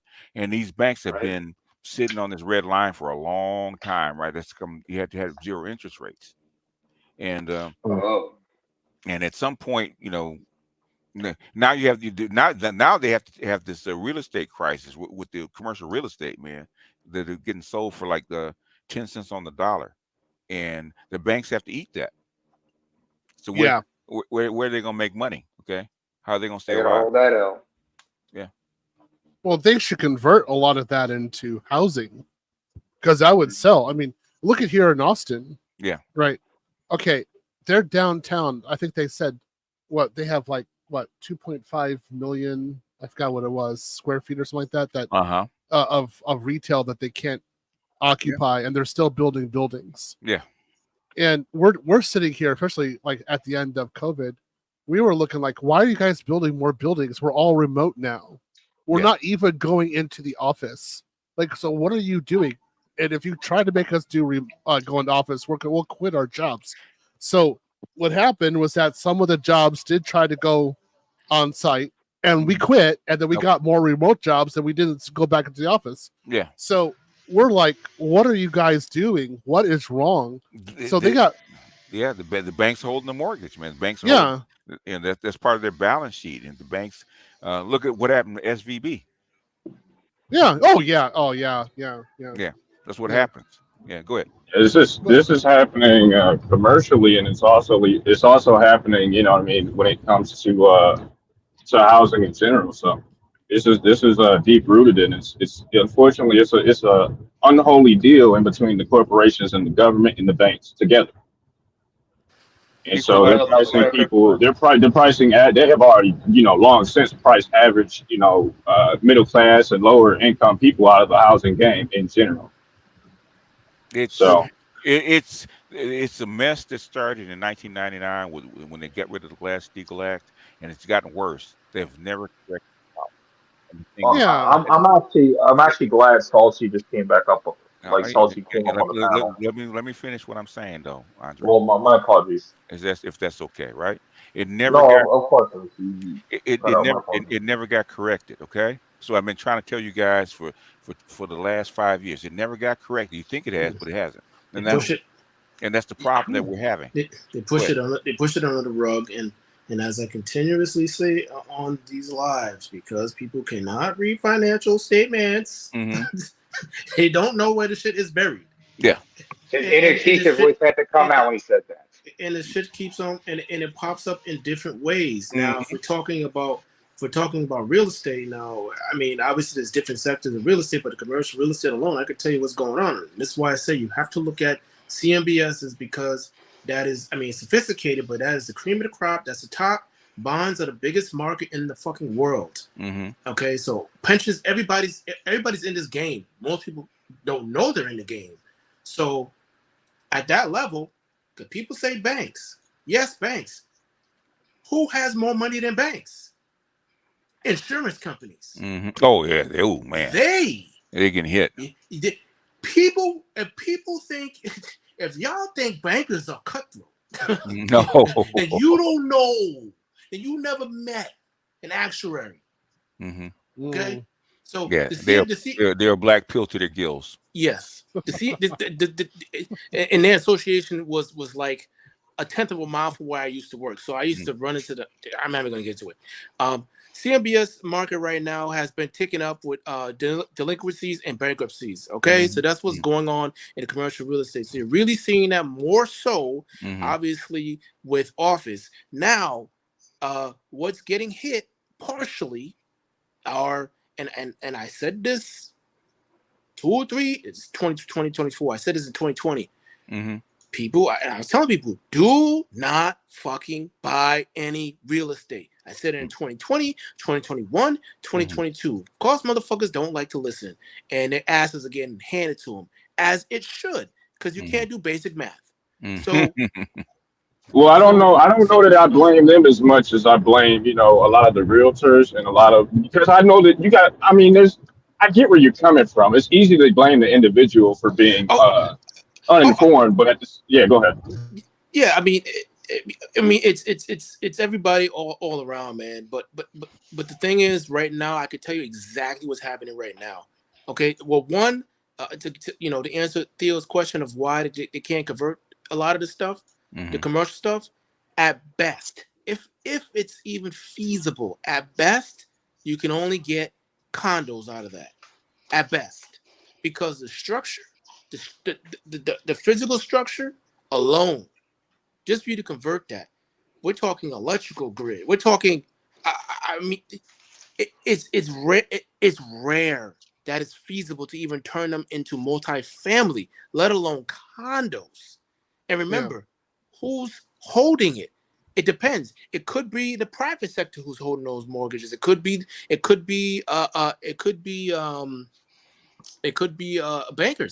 the banks. It could be the insurance companies. But if that stuff gets to CMBS, where they collateralize that stuff, now you're talking about, one, you got to read the mortgage covenants before anything happens. So it's going to go to a special servicer, and that costs money for you to clean all the other shit up. So now you got to start all over, and who's going to take that loss before you can even get the property? Yeah. For the most part, to me, and I know it's not going to happen, depending on the balance of the loan and the current value, which a lot of people are having problems getting because the prices are way out of whack. I typically just tell people, and it freaks people out, I said, just blow the bitch up. I say because the amount of work and money it's going to typically take just to convert the shit and time, you might as well just start from scratch. I mean, to keep it real. But now the second thing, now when you go to just multifamily, guess what's happening? That's starting to crack, especially with guys who purchase, when I said that motherfuckers shouldn't have been purchasing 2020, 21, 22. Now, typically when you started from ground up, depending on the jurisdiction, and hopefully you don't have to get entitlements, which the worst states will be California and DC. That could to get the entitlements before you even do anything could take over a year. It's ridiculous, and the price you got to pay just for paper is fucking ridiculous. This is the shit that people have no idea. You're spending tens to hundreds of thousands of dollars, no mortgage, no nothing. That's just to assemble land for you to do anything. So now we're seeing people who purchased, unfortunately, people who got bridge loans, which means you got a variable loan. And guess what happened to interest rates?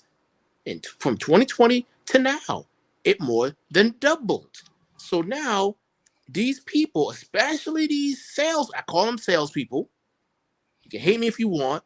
They're sponsors. These guys typically make anywhere from $200,000 to maybe $800,000, depending on how good the market is.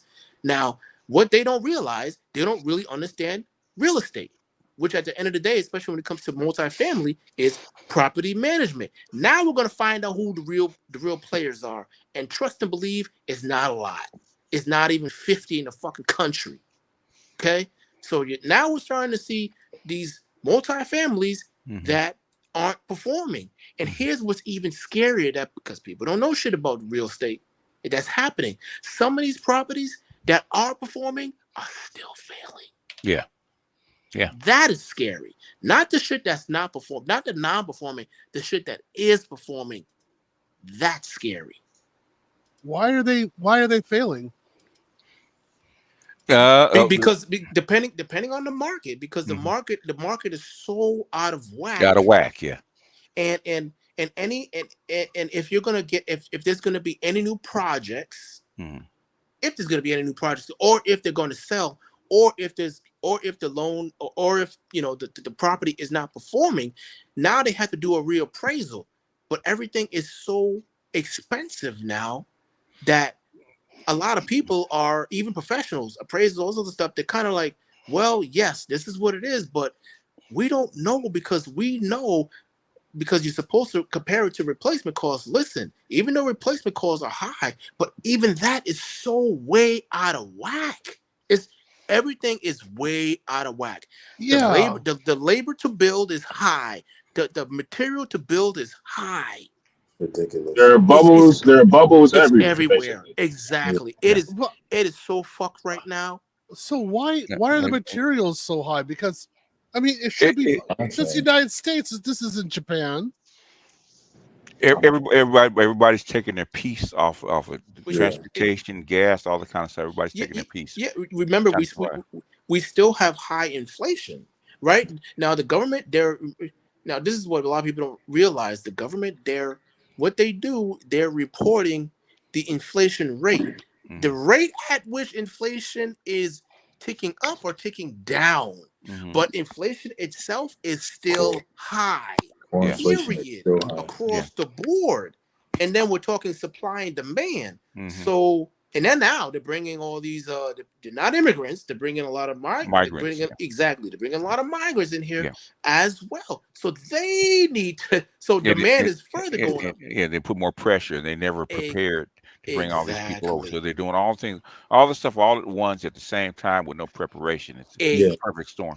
So the middle class, this is why I say finito. I'm not saying that to like with a grin on my face. I'm saying that because the numbers say, listen, from 1990, the equivalent of 40,000 on average from 1990 to today is 100 grand.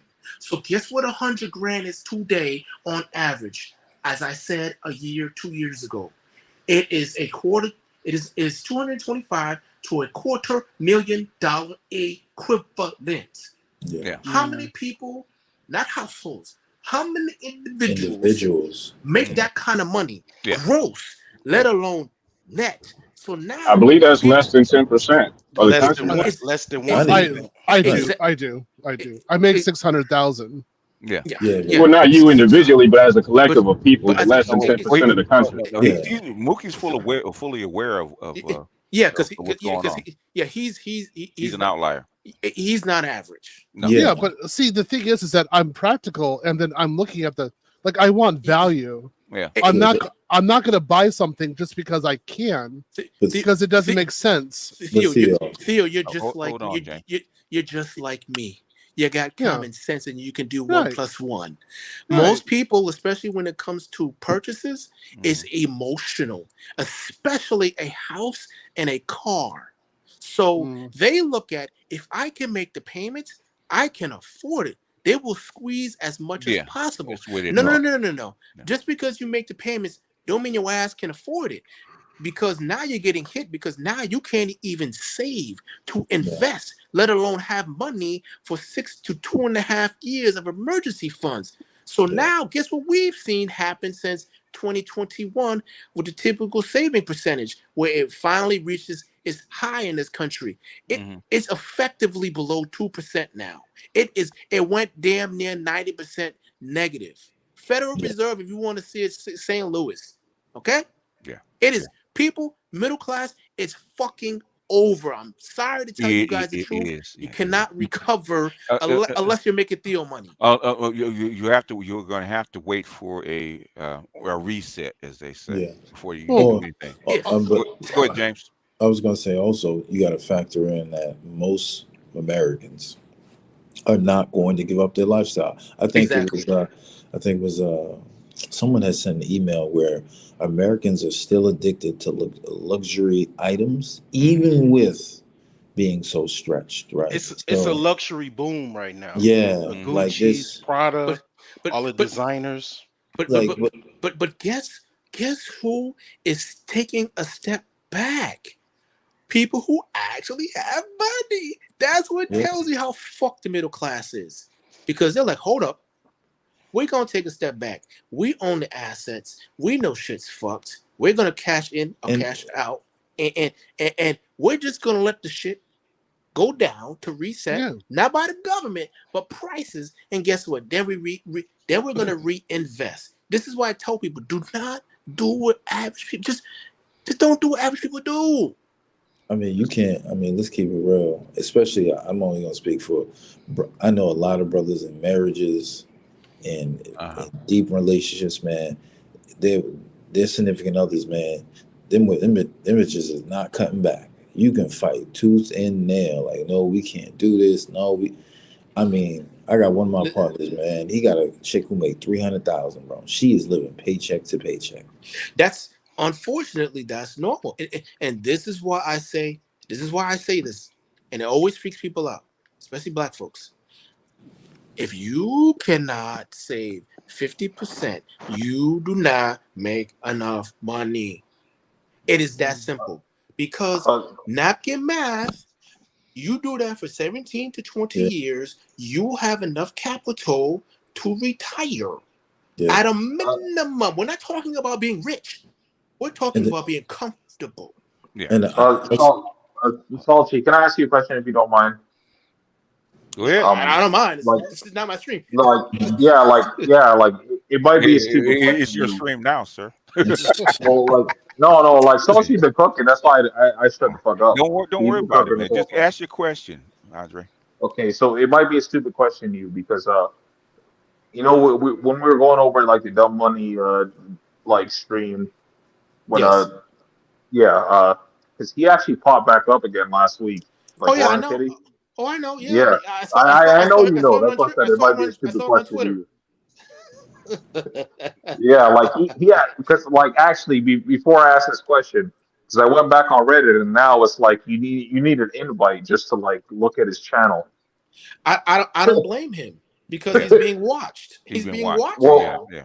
Well, like what I seen when he popped back up, there was a lot of people that they were like trying to pump like some bullshit stock. There's always going to be people like that with things. There's always, brother. We're going to worry about him. Anytime there's money Yeah. gathered, people are going to try to extract some of it. Yes. Yeah. Like I think it was like FIFE, like FIFE, something like that.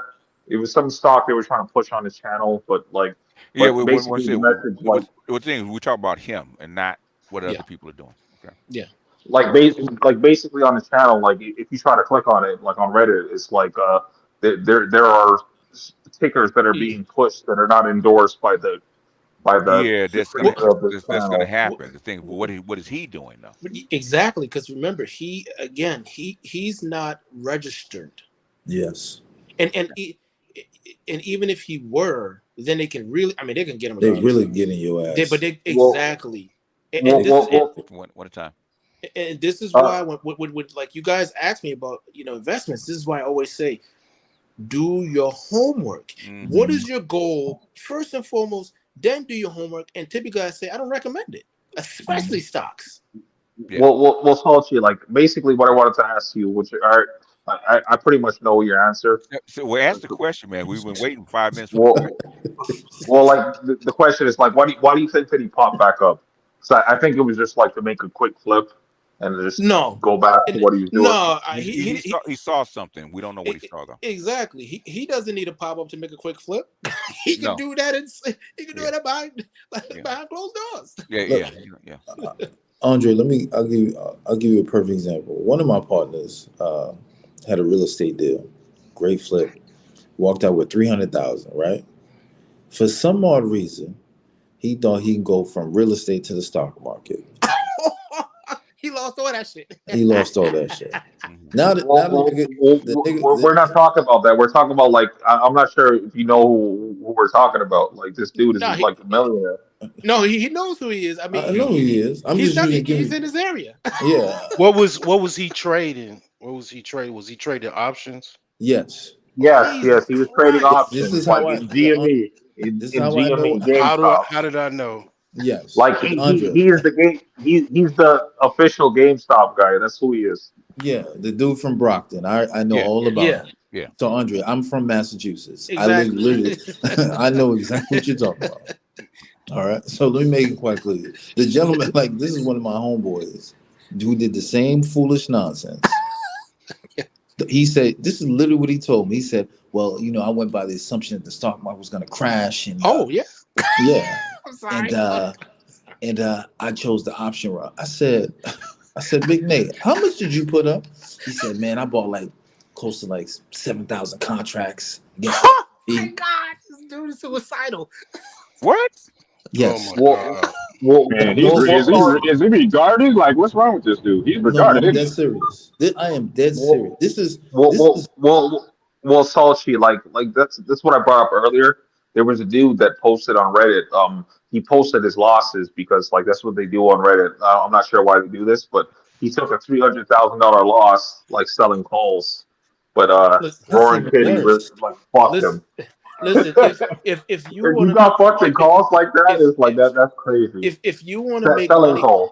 if you want to make, let me tell you how the big boys play. Okay, they make $5 on $1 or less. The typical person who thinks that they're competing with those guys, they do the complete opposite. Like, dude, they got so much room for error. You have like no room. You're trying to make $1. I'm sorry, man. This is why I laugh. Because it's like, listen, you do not belong in that game. Period. Less than 10% of people make money in the stock market. And that includes professionals who get paid for the shit. Like, the shit is very stressful, man. I don't know any person who has not day traded and tried it, especially working 9 to 5. That shit is, you can't do it. Day trading is a full-time job. Yes, it is a career. Yeah. It's just not a hobby. And don't have no bitches. Don't I tell you that? Or family's worse, man. I tried. Worse. Yeah. That's why I don't do the shit. I mean, I'm going to learn so I could, be hardcore to be a scalper. Why? Because I got other shit to do. Yeah. I want to wake up in the morning. I don't want to spend more than an hour. I don't want to spend more than 30 minutes in and out. And remember, you're supposed to be using money that you don't need. Technically, and they don't say this because it's not good marketing, but you're supposed to be using money that you can afford to lose. Yeah. You're gambling after all. I mean, that's what it is. No, it ain't really gambling. This motherfuckers want, like as Salchi said, they will take a whole paycheck, knowing they got bills, and say, "Yo, my man got this drop on this stock right here, and I seen it on YouTube, so I'll take the gamble." It's only a good gamble if it's money that you're willing to lose. That's the point. I think the point is being missed is that because like where Buddy is at, like in those spaces, they actually call us the stock market a casino, and like you have dudes talking about like can't wait until the casino opens. They're talking about the market opens. Listen, like I've seen so much shit in like you know what Reddit someone talk about Wall Street bets. I've been over there for a bit. Like I've seen so much shit in that. Like we call them professional losers. Okay, you're feeding the market. All right, like when you're around real professionals, most of these guys you don't even know they exist. I did this as an internship. It was only 2 of them. Penthouse suite. Okay, 2. I know the game. I saw it. I knew their customers. I met one of their customers. One guy over 100 million in fucking real estate, over 20 million liquid to trade. Yeah.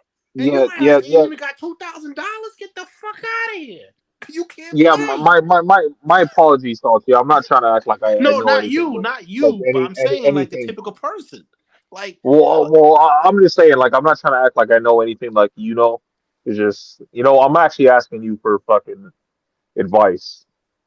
Well, not advice, just like asking you like questions. 'Cause I'm trying to learn about the stuff. So you want to 2 years, like you're getting your master's or PhD.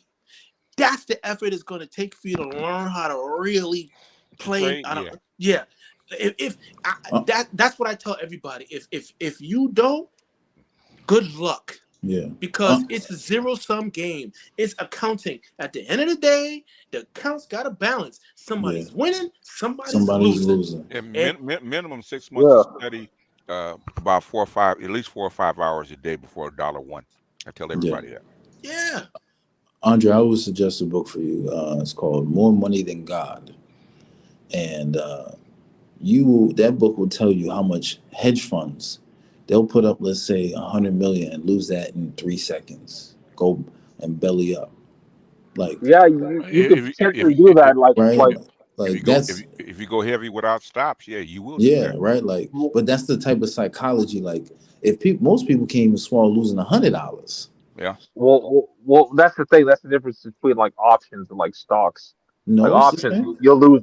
Like options, you'll lose that shit in seconds or minutes. No, it depends. It depends on the contract. Depends on the contract. Depends on where your strike price is. Depends on a whole lot of things. Okay. A whole lot of things. I mean, you can have bad earnings. I mean, I think this recently happened. Was it companies had hold on, Andre. Like, you have a company that can have bad earnings and the stock shoot through the roof, and you on the other side. Yeah. I've seen that. You can be right, but still lose. Yeah. That's timing. Yeah, like Salchi. That's why I brought that up earlier with that person that was selling calls, right? He was selling calls, and since randomly Warren Kitty decided to show his face again, he lost 300,000. Hey, that's how the game goes. First of all, I'm gonna tell you this. That's some cold shit, Salchi. Yeah, but this selling calls is very dangerous because there's no it's like a black hole. Once it goes, and then you can't fill it unless you're selling covered calls. Well, that's what I'm saying. Like, which is your own. Like, for example, if you're selling calls, it's covered calls unless you're lucky. No, well, but there's a difference though, because listen, man, as real estate is so much easier than the stock market, but guess who has the highest bankruptcies? Motherfuckers in real estate. Yep. You see what I'm saying? And I don't even recommend going into stocks and real estate's easier, but more motherfuckers losing in real estate. You understand what I'm saying? It's kind of difficult. Sorry, it's kind of difficult to lose in real estate, even if you do have a bankruptcy if you play the game right. No, it's not. But people don't know that. You can lose a lot. Oh yeah, you can lose in real estate. You can lose. It depends on how you play that game. It depends on how you play that game. But it's very difficult if you're playing the game properly to lose that real estate. It's really hard. It's always easy to lose money if you don't play the game right. If you go too heavy, you're gonna get hit. Okay. Yeah. Let me tell you something, man. People, this is why I just laugh at these TikTokers and these salesmen and these insurance guys. Because I see everything. And I ask basic questions that these motherfuckers don't even know. Like, I'll say, okay, you're talking about a syndication real estate deal. Okay, let's say $30-50 million. I just ask a basic question. How much do you think? Forget about the commercial appraisal might be anywhere from 8 to 12 grand, anything else. I just asked them 2 questions. Okay, you're doing a syndication deal. Let's say you got 100 to 120 to 120 investors. How much do you think it's going to cost just to do your taxes, just to do your K1s, just for that? They never know. That alone can blow you out the water. That's going to cost you some 10 to 15 grand. And then that next one, I asked them, how much do you think the bank fee's probably going to cost on a loan that much? Of course, they don't know shit. I said, at my previous job, it was some $300 and something fucking $1,000. That's just the bank fee. That's nothing else. Nothing else. Like, well, Salchi's like I was saying, like I was saying some negative shit, but like I've actually seen where it actually worked to somebody's benefit, where they bought like maybe it was like 10 grand in puts, but this was like Netflix like shortly after like the end of COVID, and they made like $500,000 just off of puts, and I was surprised. I didn't think you could make money off puts like that. These Yeah, one you can do that. these one-offs, man. They're just one-offs, man. It's Yeah. it's you know what it is. The It's exception is not the rule. exactly. Yeah. It's Yeah, like yeah, it's yeah, like yeah. I know that. just because you could bounce a basketball don't mean you can fucking go toe to toe with Jordan. Just because you got a driver's license don't mean That's true. you're gonna outpace fucking Lewis Hamilton. Like, No. like come on. Yeah. I'll give you, okay, Andre, I'll give you another brother that's from Boston. He's in Puerto Rico now, St. Lucie. He's one of the original dudes I know who did options. He's continued does, right? I've seen this man post $600,000 in one trade of a loss. And you could read the comments. People just start crying like, how is that possible? That shit, but he's built different. Let me tell you something. I didn't do taxes this year, but last year, right? Our tax office, one of our guys, my contact on Capitol Hill, he does taxes, right? He's telling one of his clients, who's an attorney, guess how much he lost that year alone? It was over $5 million, and that was nothing. Listen, that was nothing to him. That didn't change his lifestyle. I mean, in one bit. And that's the difference between those guys who play. Well, Salchi, can you explain how he lost that $5 million? As you want to know? You know what we called him in the office? A fucking idiot. Moron. Yeah, moron. Definitely. That's what we called him. He's an attorney. He got millions of dollars in the DC area, but dude, you losing over $5 million? I don't care how much money you got. Damn. Yeah. But this goes back to the conceptual idea of most Americans, right? Like they think I can make this work. This illusionary thing without actual practice, numbers, everything that you're taught in actual business school, basic accounting. Motherfuckers like, nah, I can make my own shit. All right. Good luck with that.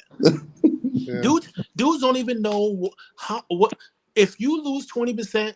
People think to get back to zero, they need to gain 20%. No, I'm out that conversation. 25%. 25. I'm out that conversation. Let alone if you lose more, 50 or like when it's a real dog market, and you need well over 100%.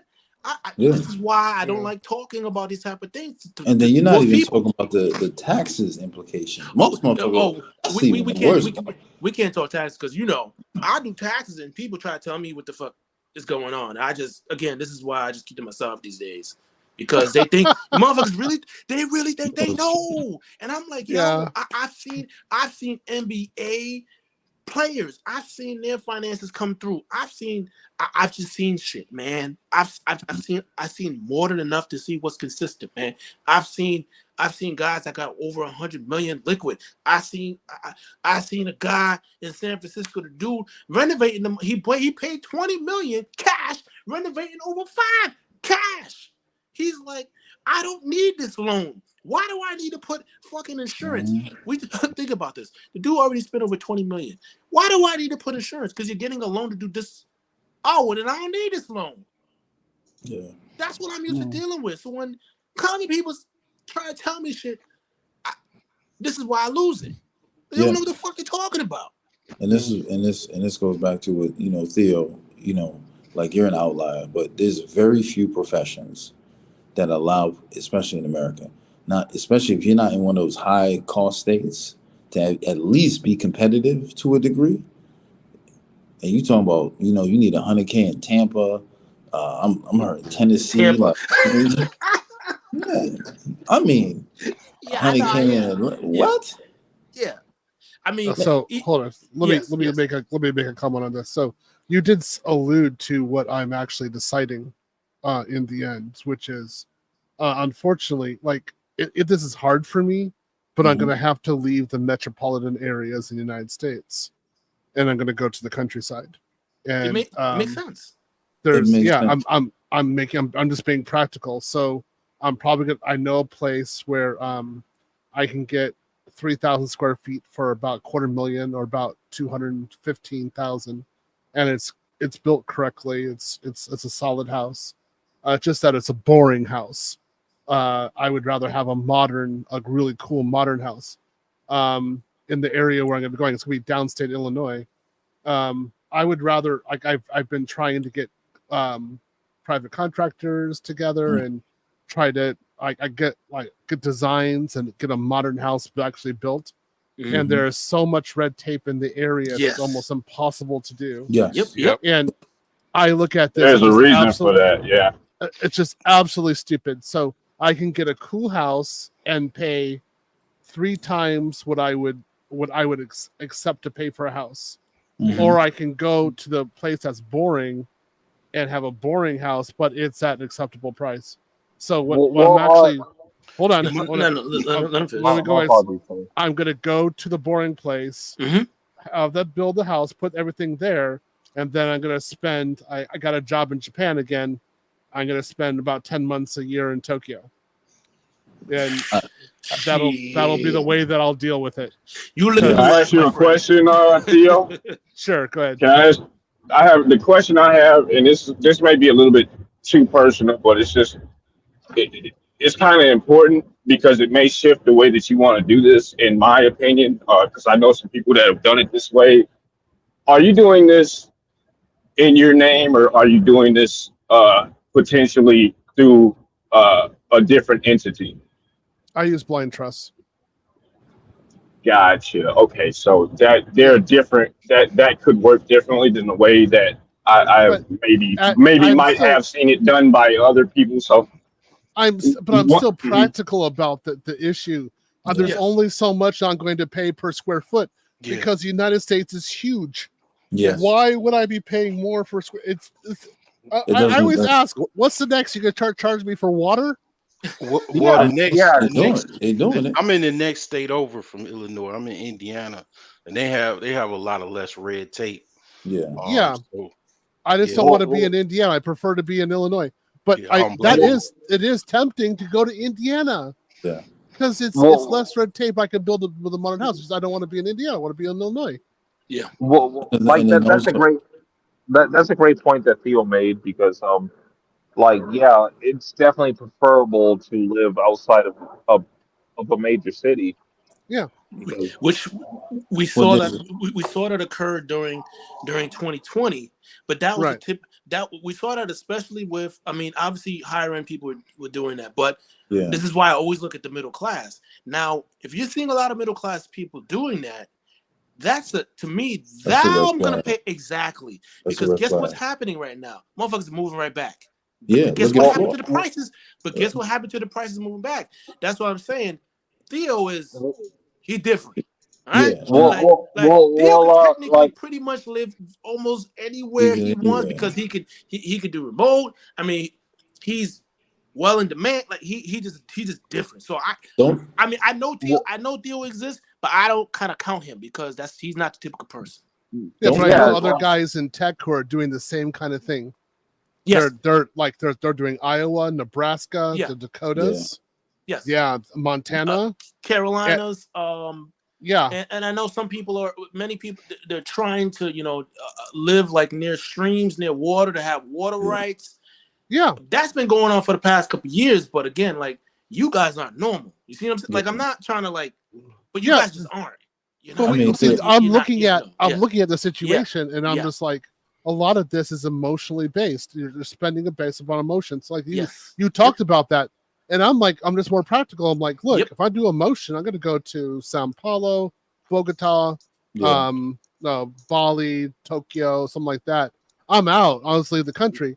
So it's a house. It's someplace you live. I would like to have vaulted ceilings. I would like to have some other cool stuff. Maybe I can buy a boring house and get renovators to come in and actually do that. If I can go through the red tape, fine. I'll do what's necessary. But I'm practical about it. Why would you pay anything more than $100 per square foot? It doesn't make sense in America. No, it doesn't. It doesn't. Like Theo, like to what you're saying, it's like basically you could have a whole compound where, like, I'm talking about, like, you grow your own food, like you can do all that shit. Like if you're living like Yeah, outside of a main city. yeah, but that's But that's not not the issue. The issue is you that's don't not the have issue. access. The issue is you don't have access to all the markets that's in the cities. Yes. Well, So I when get you're living far away from a city, and you do business, I'm not talking. That doesn't mean shit, bro. I'm well, talking I could about so for remote work, I can do this because I was actually in Illinois I was making quite a lot like 2 years ago in the summer, and I was doing everything from hotel rooms, and it was no problem. I did it very well, and then also Airbnbs. It's just not as exciting. That's fine. I don't get Whole Foods or Trader Joe's, okay, but it's still organic. Yeah. So I mean, I can still do some things. I had to tell myself, like, basically, so I have to go to St. Louis or Indianapolis about once a month just to stock up with supplies to go back. But the rest of it I can get through Amazon. Exactly. So Can I ask you, as Tia, where was they have a fiber, they have a fiber connection there. That means Fiber I can optics, get that's good. fiber optics. Yep. That means I can get it to the house. Okay, fine, I can do it. It's just that it's really boring. That's it. That's what it comes down to. So if I want to have a normal life, I just need to go to Tokyo, which is what I'm doing. Hey, What? What part of Illinois were you living in? Central Illinois or southern? I'm going to be living in either central or southern. So it's either 618 or 217. So you were living in around like Belleville, Peoria, and all that. It's going to be, well, Champaign-Urbana is my alma mater. Okay. So I'm going to either go there, I'm going to go down to Carbondale. Oh. So it's going to be one or the other. I'm trying to figure out which one it's going to be. But it's like where I came from, right? So I'm kind of I like going back. So if I go back, I'm successful automatically because few people have anything like my success rate. So I don't have to. There's no competition. I can just be nice and I don't have to be pretentious. I'm like, hey, I'm successful. Like let's just have fun. But I would prefer to be in Houston with a modern house and the design that I want, right? But I look at what's going on, and I'm like, well, why can't you hire illegals? There's plenty of illegals. So my advice to you, Theo, dude, is if your most important thing is living somewhere in a metropolitan city, then I would recommend your first thought, which is move out of the country. You don't have to stay here. I wouldn't even recommend staying here with the money that you earn in the way that you can do your job. But if your main interest is in building and planting your roots here, I would recommend building in a place like Indiana, for example, where a lot of that red tape is already cut for you, and there are alternate ways to go about purchasing a house. You can do it through a blind trust, that's fine. You do it individually, that's fine too. But I wouldn't, if you're looking to get the most bang for your buck, you could do it through a company and do it that way, and build your own house, which would probably be the best way to do it, in my opinion, here in Indiana. Okay. Go ahead. If you work in America, you have to have an address. You have to have an address. Yes. Yeah. So that's why I have to have the house in the United exactly. States, because my cash flow is going to come from America, also come from Japan, but the most of it's going to come from America. Yep. Plus, I have my home gym is $150,000, and I'm not giving it up. Yeah. Well, so I have got to have a certain amount of space for that. But if you don't want to do that, there's services in America that offer you to buy an address. No, you can't do that, brother. That's not a good idea. If you need the physical addresses, there's places that you could pay for. Bro. What happens is that when you get the job, remote job, they send you a computer, and it has to be the address where you're at. So if you do that thing, that means where are you going to be at when they send the computer to you? Yeah. Standing outside. Right, standing outside. So you have to have it, and that's fine. I don't mind, because I don't mind being in America 2 months a year. That's fine. I'll just be outside the country afterwards. It's just that it's so irritating that there are so much regulation in the States on this stuff. Yeah. And I just want to say to you guys, there's less regulation and it's easier to build a house in Tokyo which is than it is in the countryside in the United States. You could share. You could. I'm not giving you advice. This is probably more along Sauchi's lane, but you could probably shell that and then PO box. I'm just saying. No, you can't do PO box. No, you can't do PO box. No, bro, you have to have an address where Yeah. you receive the computer. It can't be a PO box, There's bro. a reason they do this. Okay? Yeah. He's gonna have Yeah, banking like- problems. He's gonna have all kinds of problems. Yeah. Like there's something that Theo said that I think was an important point. He's talking about living out in the boonies, and he was like, he basically said, why can't I hire some illegals to tend to my compound? Okay. Yeah. I don't disagree with that. Oh, well, I'm just saying. I don't know. I'm just saying. I'm just saying. I'm just saying. I don't know if anybody has an issue with that, but I'm in Texas. I'm used to them. That's I also in California. I have no problems with them. It's just the issue is that the prices again is so exceptionally high, and it makes no sense. They're irrational for the housing market. It has nothing to do with the people. It has everything Yes. to do with banks. Nothing to do with people. Nothing. Yeah. They want to rent you to death. They basically everything that you buy has been commoditized and is going into the system. Everything is on a bank's balance sheet right now. The Yeah. banks are very close to the line. It's stupid. It's wrong. It is not wrong. good. It's stupid. But the thing is, they have made a decision to actually sacrifice the people. Yeah. And for number one, for the currency, which is the dollar, and trying to keep the banks alive. Okay. Yeah. And so who gets third place in that? That's you. Human being. Yeah. Human being. I said this over 10 years ago, man. Like, literally over 10 years ago. I said, America's turning into a renter's nation. Of course, motherfuckers thought I was like out my mind. I've haven't been on Facebook since 2016. But trust me, over 10 years ago, if I would have reboot that shit, screenshot it, you'll see. Yes, I didn't think it was gonna be this bad. But yes, we are a renters nation, man. Yeah. Like, And then and also fact that you also got to realize this as well. The technology and all these things are loopholes that people thought that you cannot do that anymore. All these theoreticals of shell company this, that, and that, they are clamping down. That would only get you a certain amount of people so far, right? The thing is, this is structural now. Okay. Yes. And we've been talking about this for 2 years. They have made a very clear decision about what they were going to do going forward, and basically, this is what they call austerity measures. They won't use the A word. Okay. Yeah. We went through this stuff in the 70s called austerity. You have high interest rates, you're laying off people, you have high inflation. Okay, they're extracting wealth from you as much as they can to the middle class. Yeah, right? The only companies, I mean, without you really doing any hard research, I'm telling you guys right now, are the Fortune 100. That is it. Yeah, that's it. In fact, they're putting such a squeeze on the middle class. That's what's really killing retail. Meaning people don't have money. The cars are sitting on the lot because people can't buy them. I mean, just median. Okay, so the median is a little over 40. I'll be nice, 42,000. So it's 42,000 because people like to talk about the average, which is a horrible number to look at. But let's just put it between those two, the median and the average. So we're talking 42 to 57. That's it. That's gross. That's not take home. That's gross income. So after taxes, and you talking about a Honda Civic is $40,000. Yeah. A Honda Civic. I knew. I'm gonna say this. My ex was paying $750 a month for that motherfucking Honda Civic. I looked at her with both eyes. That's how the people. Listen, that's how the. I know a woman. Sorry, go ahead. That's how the people want to live, man. We acting like they didn't vote for all this shit.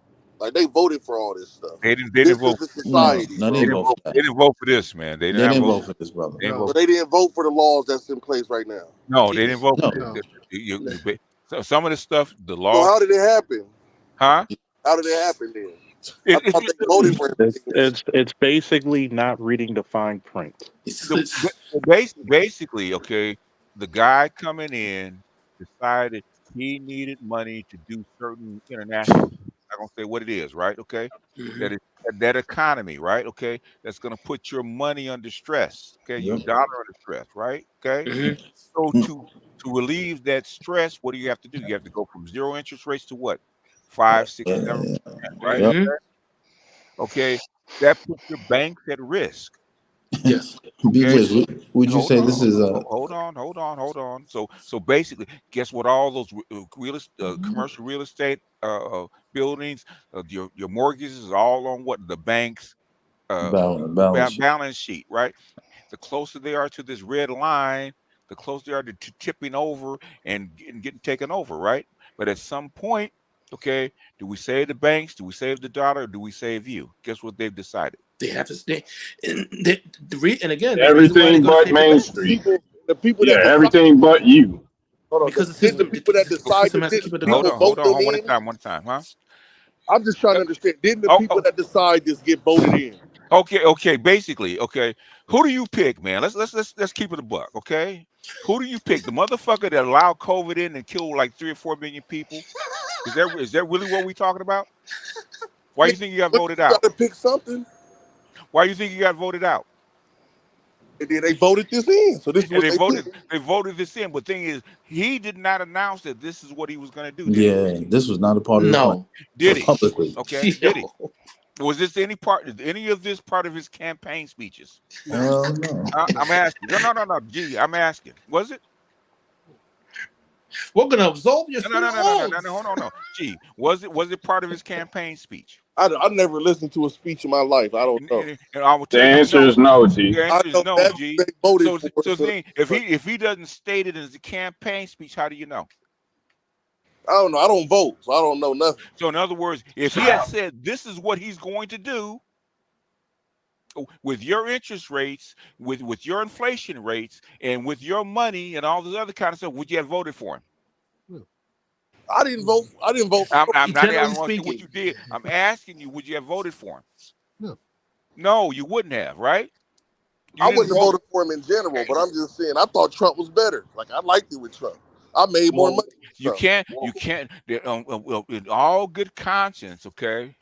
Somebody that screwed the pooch. Yeah. COVID, you screwing the pooch. You're gonna get fired, okay? Yeah. You're gonna get fired. 3 million people cannot die on your watch, and you keep your job, okay?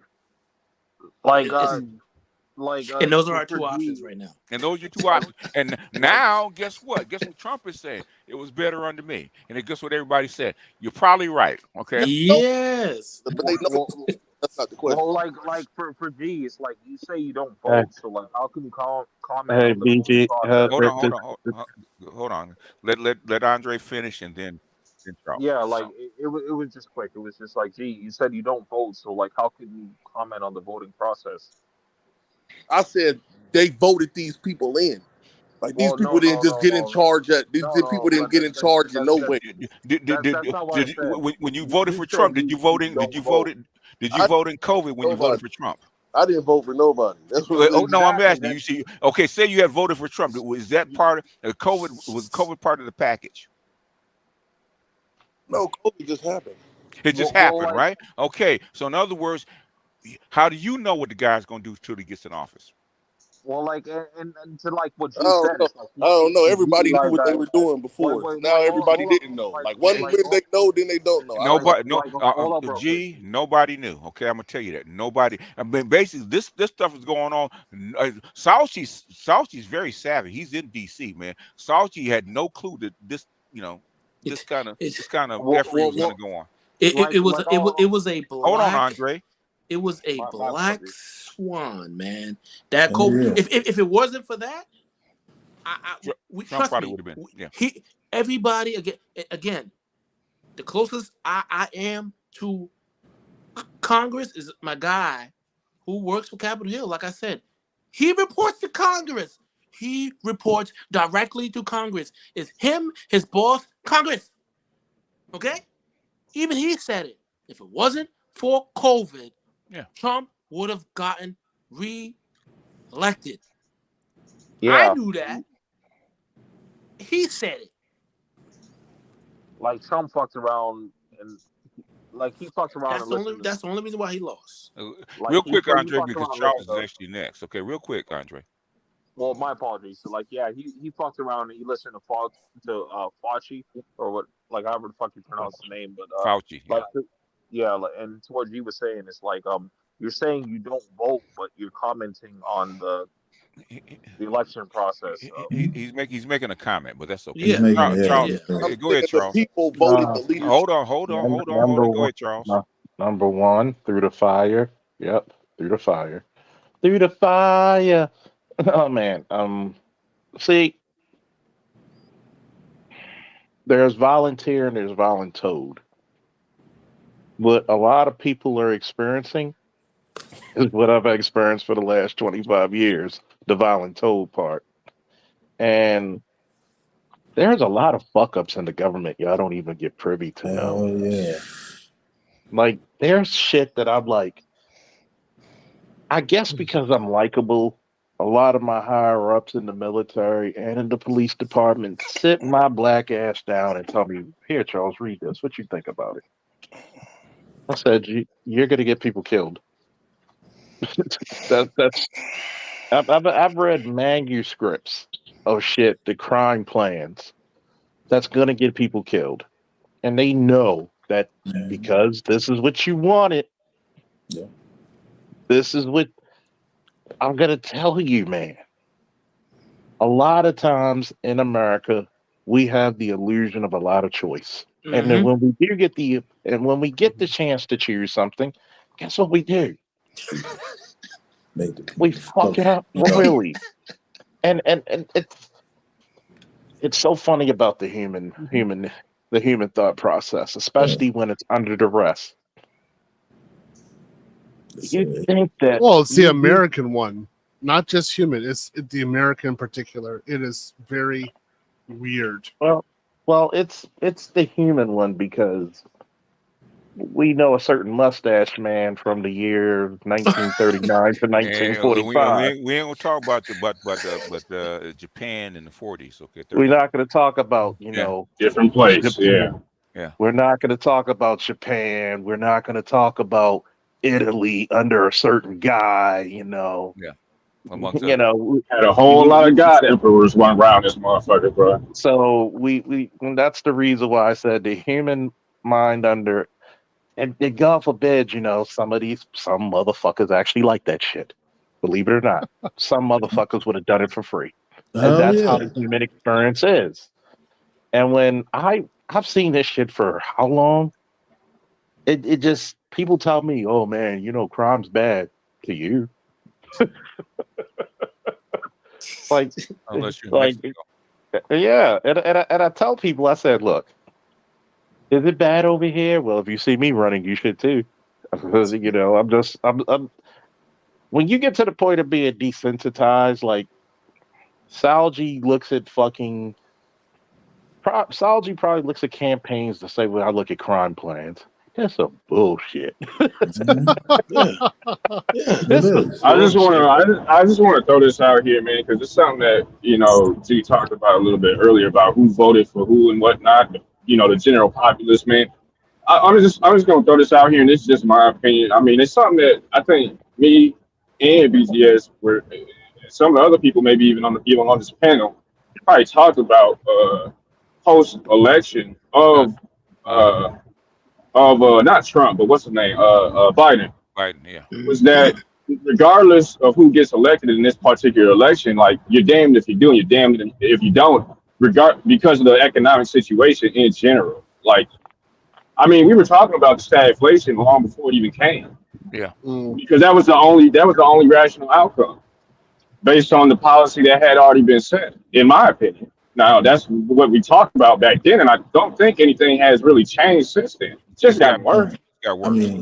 I mean, I remember sending BGS an article when Biden spent $600 billion on like some Asian Atlantic trade, and I was like, where the fuck is what?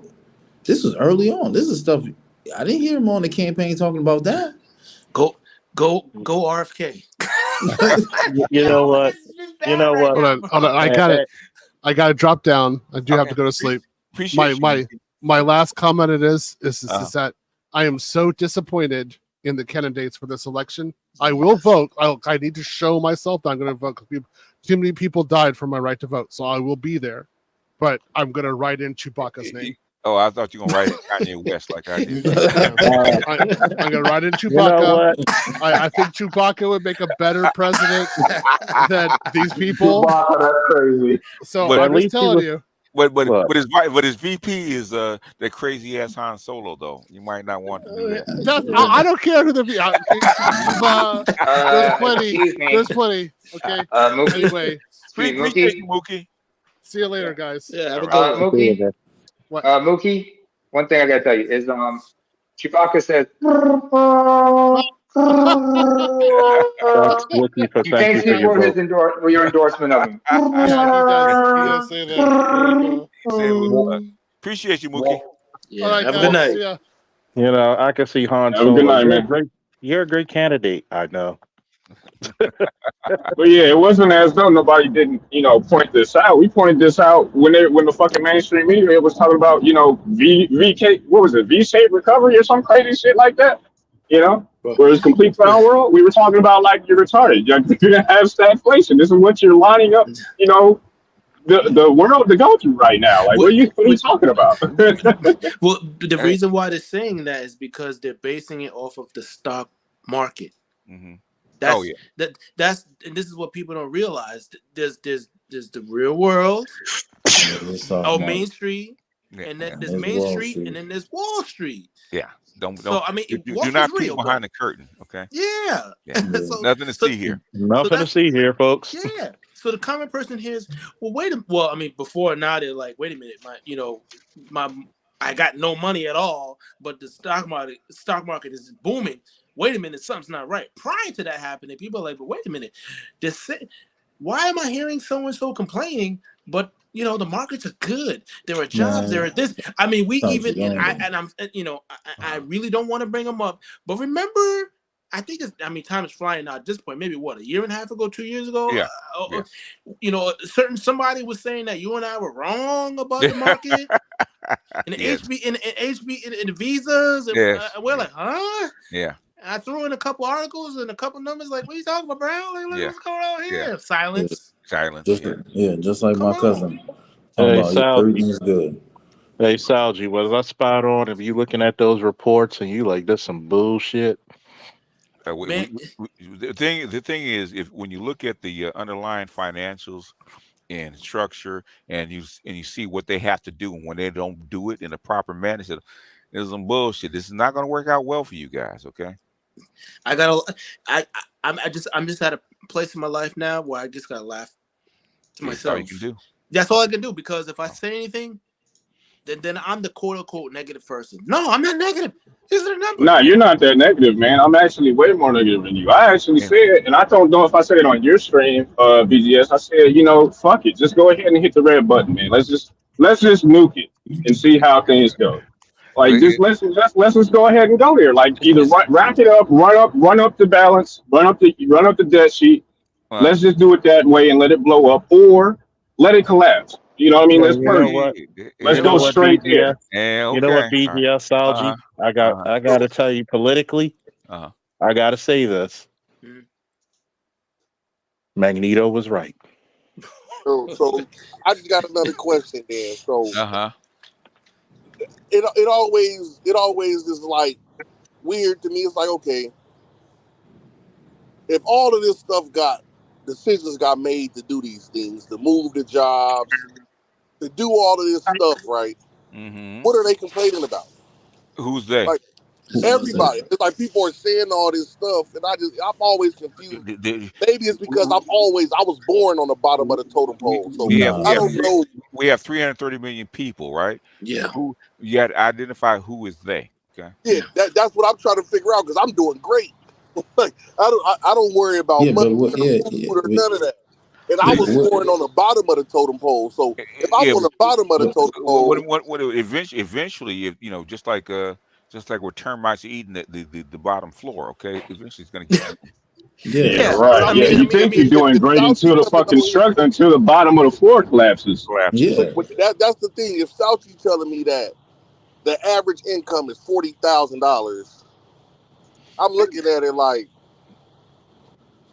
so where's Yeah, I home? mean, who the hell make 40? Like, who? Like, that's hard for me to see. It's like you be shocked. No, brother. There's a lot of motherfuckers out here. No, I know There's a lot of. listen, I know there is a lot, but that's why it always is weird to me because it's like, isn't this how it's designed? Isn't it supposed to do this? Approximately 175 million people in this country live with basically nothing. They don't even realize it yet, but they're basically poor. They're effectively poor. They're the working poor. What do you think happens? What do you think happens? What do you think happens to you if you make more, and they got nothing to their name? You know, I mean, as the FWP says, get carjacked. That's what happens. Well, you know this. All I got to do is say this. Look, everybody needs to vote for the bear. Because that's the only motherfucker that can only get this country back in order and get these bitches in line. So I'm voting for. Out what's out of order about the country. Well, I mean, you know, again, I mean, it's for me, it's because I deal with this shit all the time. I look at it like this: there's over 330 million people accounted for.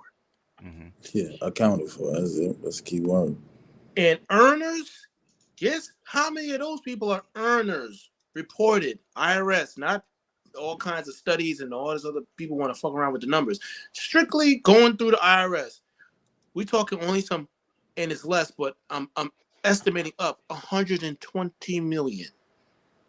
Okay, just think about that. So you can think and say, okay, so there's roughly 120 million people keeping this shit afloat. Afloat. That's it. Yeah. I mean, this is something that I think I sent to you guys, man. But this is something Fauci's been saying for years, right? And guess what? This guy just said this maybe a week ago, right? So I'll speed it up just a bit. Okay. About a week ago. About a week ago. Yeah. Hey, what's up, guys? John here. How much money do you need to make in America to live comfortably in each state? Do you realize what the cost of living is in this town? Well, in 2018, the numbers are quite different than what they are today. But what will be the number in 2025? After all, that's a blink away. We're already halfway through 2024. Over half of Americans say their salary just isn't enough to cover the cost of living anymore. Well, I'm going to show you with verifiable facts and proof that we are walking into a situation where the 95%, the bottom 95% of the economic scale is about to get rug pulled in the biggest way. And I mean that, I couldn't mean that anymore. I mean, look at this, for example. So in Washington, and by the way, dates are important, February 5th, 2018. In Washington, they said that you would need a whopping $68,000 a year to get by in Washington, D.C. You could live in South Dakota for $45,000. In 2018. Family of three. Well, how much do you think you would need to live? Now, this is April 20th this year. Even that in bullshit. Washington today. If it was $60,000 back then, $68,000 back then, the answer, according to the same exact source, CNBC, they are saying $257,000, almost $200,000 more today than in 2018. Just to How get is a that ride. possible? That's simply not possible. Why isn't it possible? That's so far away from the median. It's not even funny. If inflation's 5% or 10% or 3%, if you start to look at these numbers, it's astounding. It is absolutely shocking. And that's why you're seeing credit card defaults skyrocketing. You're seeing people missing home equity lines of credit loans, personal loans, payday loans, installment loans, getting their cars repoed, all of this stuff because America's tapped out. That's what's happening. Well, in this video, I'm going to show you what happens next to help you and position you for what I believe is going to be the greatest transfer of wealth and assets we have ever seen. Please hit the like button, hit the like button. People share the content, educate more people about what's really going on in America's economy. And if you'd like to fix your credit to position yourself for funding, possibly to invest in distressed real estate, maybe to buy a business or fund your own business, we'd love to help you at my company, greatcreditfast.com. That's greatcreditfast.com. If you have late payments, medical bills, charge-offs, foreclosures, bankruptcies, repossessions, or any negative item on your credit report, go to greatcreditfast.com. Click the link in the description just below this video. Schedule a free call for Monday. Take a look at this. So 2018, here's what they're saying. They're saying you could live in Florida for with a family for $52,000 a year. Right? $52,000. Like, that's crazy. Alabama, median household income, $46,000. Alaska, $76,000. Arizona, $53,000. But most states are, California, $67,000. How much do you think California is today? California, they say that you need $276,000 for a family. $276,000. And when you needed $67,000 just 5 years ago, right? Colorado, $65,000. Connecticut, $73,000. $61,000. Florida, $50,000. So when we have countries like China, and these are other very, very, very powerful players that are de-dollarizing right now. What's going to happen? And we walk into all these new policy decisions, many of which would argue are inflationary. Well, the cost of living is going to be going up, at least in the short term. That's what's going to be happening. Idaho, 51,000. Illinois, 60,000. Every single state, back then, Maryland, 78,000. Every state was basically sub 80K. You could live pretty comfortably. You could live pretty comfortably in basically every state in the country for sub 80K. Well, what do you think the numbers are now? Well, you can't live anywhere. You can't live anywhere close to that. Alabama, you need $193,000 to live in Alabama. Yeah. Go Alaska, 242. Arizona, 230. So when you follow the trend, there's just no way that these numbers are not going to be in the threes, maybe mid threes next year. Hey, Salty, go ahead and say it. Most of these numbers are already almost touching the threes. These are low twos right here. Hawaii is 294, which is, you kind of expect more, cost in Hawaii. But basically every state is already in the twos. Maine's 229. Massachusetts, 301,000. Like, this is where we're at right now. And I think many people don't understand, or at least, there's so many things happening in the world, they don't comprehend how far the world has really went the last 5 years. I mean, we're living in clown world, where you go to a restaurant. I had a poke bowl today. It was basic. I added avocado. It was $27. $27. And the lady asked me if I wanted a tip. Yeah, I want to walk out here with a $35 poke bowl. Like, this is where we're at right now. $30, $28. You could take your wife or your husband out to a meal. Yeah. Probably get steak or chicken in a nice restaurant for that kind of money 5 years ago, right? This is it's absolutely shocking. They say that wages are in 2024 about $74,000 according to USA Today. So average wage $74,000, but you need to basically make 5 or 6x that for a family anywhere. So this is why 1 in 5 users maxed out their credit cards. 1 in 5 users right now maxed out their credit cards. Credit card delinquencies are rising. Blame inflation. Average consumer carries $6,200 in credit card debt. More Americans are falling behind on debt. All of this is last 72 hours. Right? So how are we not going to walk into a situation with massive credit contraction? Because the lenders are going to see the losses across their portfolios. And they're going to say, you know what? Some of these borrowers are, we need to really reduce our exposure to certain borrowers. I've been talking about this, but what I find very interesting is what China's doing. China, they announced yesterday that they are diversifying away from the US dollar. So they're going to be diversifying away from the US dollar. They already sold $53 billion worth of T-bills, and they've invested heavily into gold. And when you look at what's happening right now with gold, silver, copper, platinum, palladium, all doing extremely well today. Why? Why would they be doing extremely well if America was, really, really strong? Well, it's because people, countries, entities, powerful institutions, and corporations are looking right on the wall that we're walking into uncertain times. And the consumer is really tapped out. That's what's happening. And they want to reduce global reliance on the US dollar for trade and financial transactions. Let's look at what JPMorgan.com is saying. What would be the impact of de-dollarization? Fundamentally, and again, if it's harder for us to sell our debt, interest rates are going to go up to attract buyers, meaning the price to service all adjustments. Say it again, white the boy. risk went up. Interest rates have to go up, right? Because of de-dollarization, right? Say it again, white boy. What have we been saying since you walked into our office, right? I mean, what I'm saying is, it sounds like we're blowing smoke and just talking shit, right? Until you hear a guy that actually catches up to us, right? We told you this shit 2 years ago. It's actually really 4 years ago, right? This shit was coming, okay? Everything that we were just saying before, he's repeating, okay? So that's why I'm playing it to you. And then he's not the only one. I was here for those conversations, BGS. That's why it amazes me every time I think about it, because I'm like, damn, they telling me like I'm on the bottom. I make way more than 40,000. I don't got no debt at all, zero. That's why I always look at that like, man, this shit crazy. If people really living like that, I'm better off than 90% of people.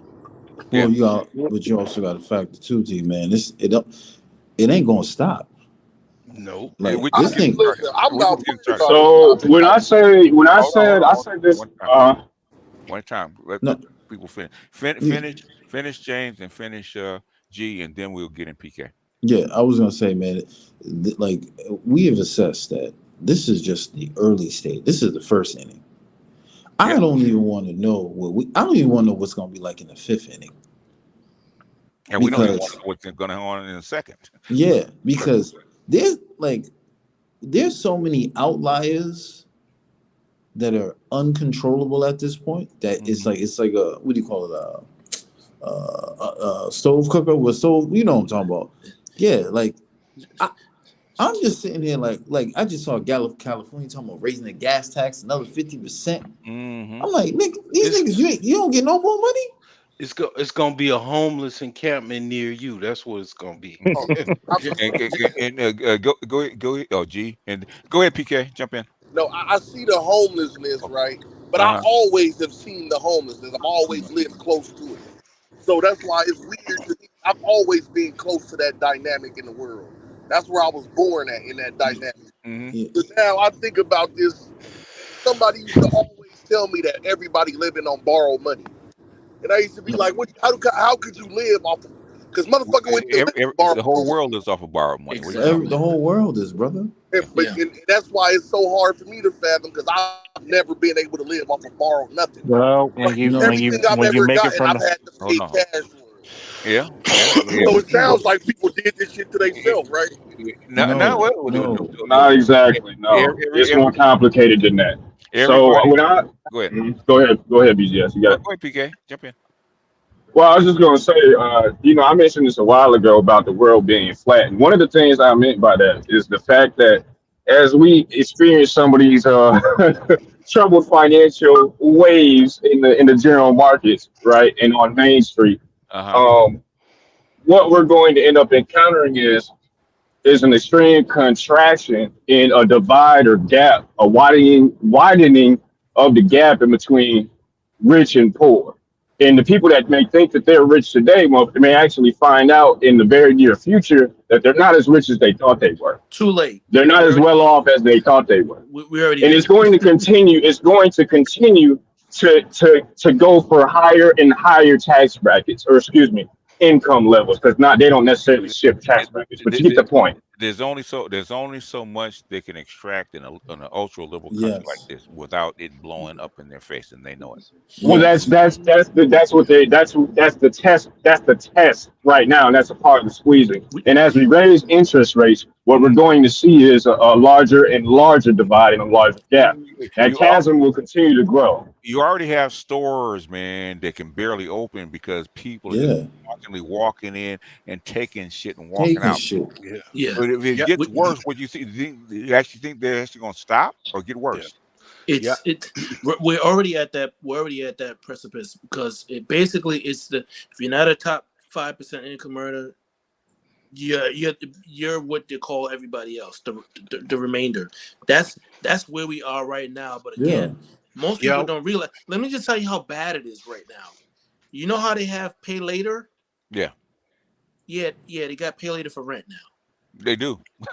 They do. I wanted to say something after Andre or whoever's. After Salchi, I think PK's finished.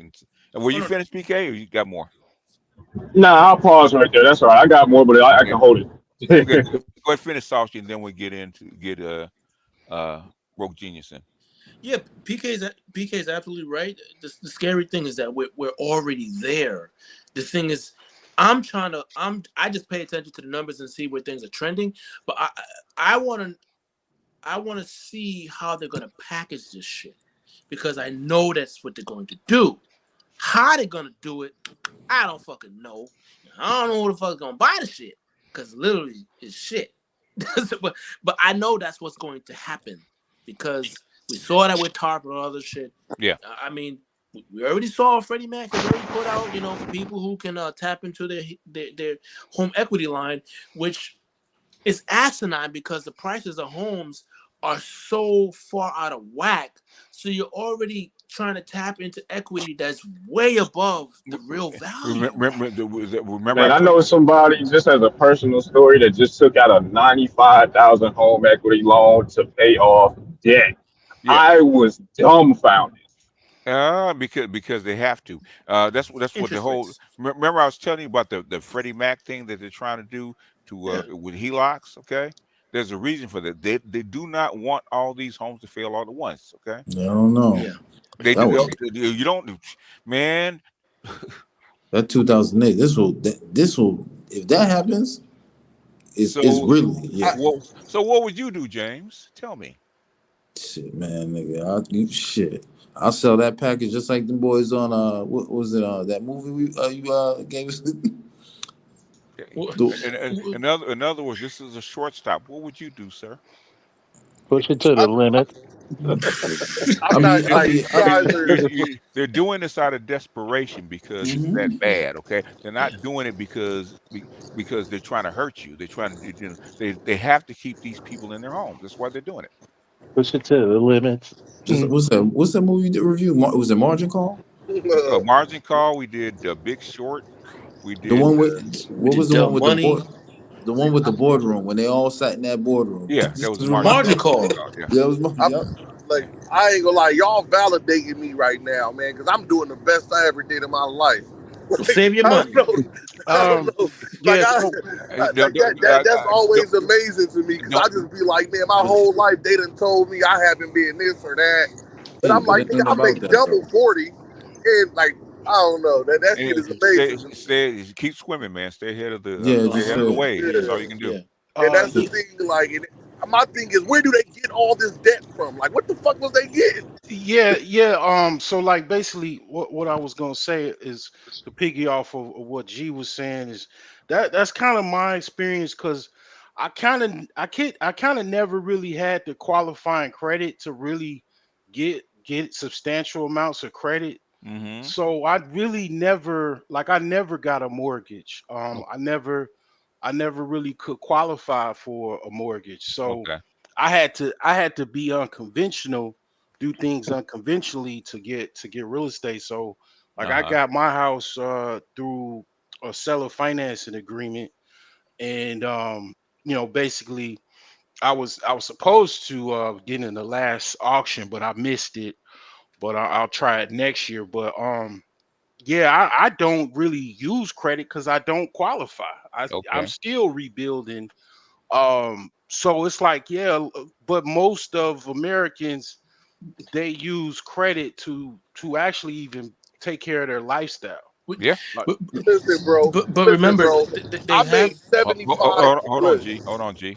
It's real easy on how the typical person is in a lot of debt, right? When you just look at it across the board. Man, you're gonna have cops on the block selling drugs too. They might be. Exactly. You cannot afford to go to college. Hey, officer, what you doing on this block? You killing my sales, man. You killing my sales. Mind your business. Mind your business. Go ahead. You can't afford it. You can't afford to go to college because guess what you need? You need a piece of paper to make more than enough money.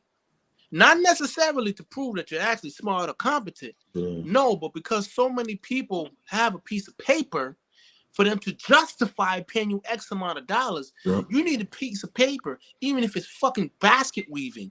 And because, let's be real, 90+% of people cannot afford, when I say they can't afford to pay for college, I mean, the bill's due next week for the semester. Here you go. Here's 20, here's 10, 20, 30, 40, 50 grand cash. 90+% of people can't do that. So you got student loan debt. Here we go again when we go to cars. How many people can actually afford a car, not car payments, actually afford a car and actually maintain it? Do you know Americans are one of the worst people to actually own cars? Most Americans don't maintain their cars.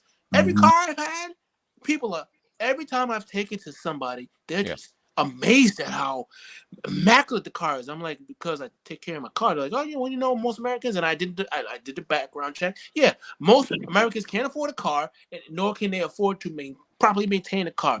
Same thing with going to a house, getting a house.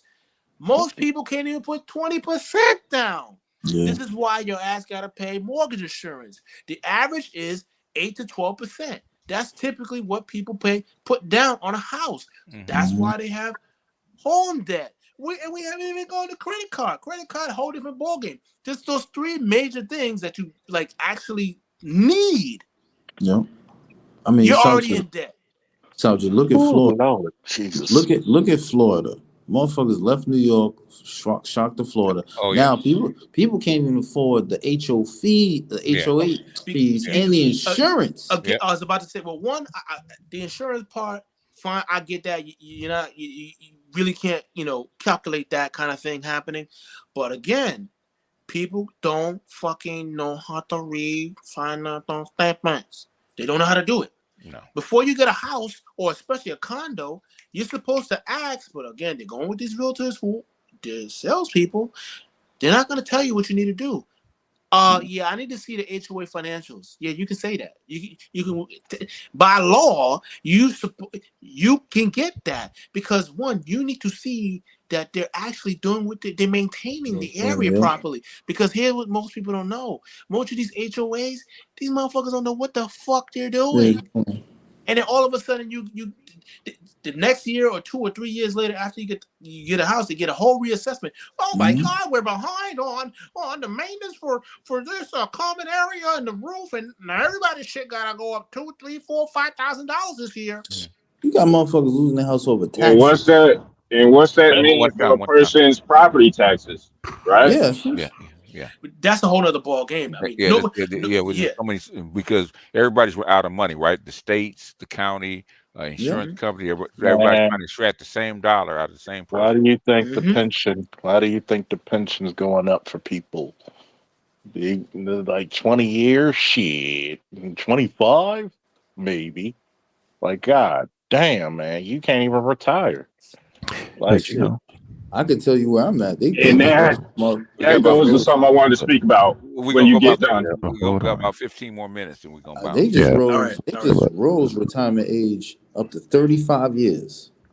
But did y'all talk about Brandon Scott's program? Because I mean, this is something that's me and Charles is on, because what he did and he just renewed was people with tax debt on their homes and they live in their homes, the bank can't come get it. I mean, the IRS can't come get it. Okay. Yeah, that's been going for I think the past 4 years now. They just renewed it this month. Okay. And so that's one of the remedies that, you know, I don't like Brandon Scott, but at the same least time, you did, you know, it's, you know, a broken clock is right twice a day, right? Yeah, exactly. All about policy. That's right. You gotta put something in for the man to win. What's the old saying? You know, sometimes your faith got to be rewarded. God damn. Yeah, that was Dark Knight. Yeah. Yeah. So you mean on the topic, there are some local governments that are trying to mediate this because, you know, it's like one of the brothers said that they're okay. Yeah, you may be okay now, but those dudes down the street, they looking to eat. Yes. I mean, Sauchi, you brought. I mean, you sent an email when I looked at the tax proposal with Biden for 2025. This is why BJ's and I are saying there would have to be a study if this guy gets reelected, for real. I don't even think I sent that to 4 people. One of the brothers that I mentioned before, he's the one that says economy's doing. He just gave me a heart. Like I said, did you read that shit? Like, did you really read that? But just to kind of circle back around, just real quick, something that Charles brought up was retirement. And a lot of people don't actually realize when they're going into these, you know, home loans that effectively, because they don't know the math, they're actually making a decision, at least within the past 10 years, give or take, they're making a decision in between buying a house and retiring. Effectively, that's what they're doing. They don't even realize. PK, I'll keep it real. Most folks don't even ask about. I can tell you in my department, most motherfuckers that have been on here wait until the last minute to ask about what to do, what's going on with retirement. Okay. With retirements, right? Okay, let me just, again, because people don't know shit about finances. ERISA came out, and they brought that shit out because they saw with pensions. They saw these companies were being bankrupt just off the pension alone. Yep. And that's when ERISA came out. So the 401k, they haven't had a rehaul or a major revision on retirement since I was born in 83. So I think 80, 81, somewhere one of them years. That was the last time. And how many crashes have we had? Global economy. The world is not the same since then. Yeah. So that this whole 40-year thing, forget it. It's over. Yeah. And this is why I say, that's why I say you just need to Basic math on a fucking napkin. Half your income. If you do that for 17 to 20 consecutive years, you have a chance of retiring comfortably. But from what I've seen coming across my desk for years, the only people who I've seen who have been able to retire comfortably have been the top 10% of income earners. Like I keep on saying, now that has changed to the top 5%.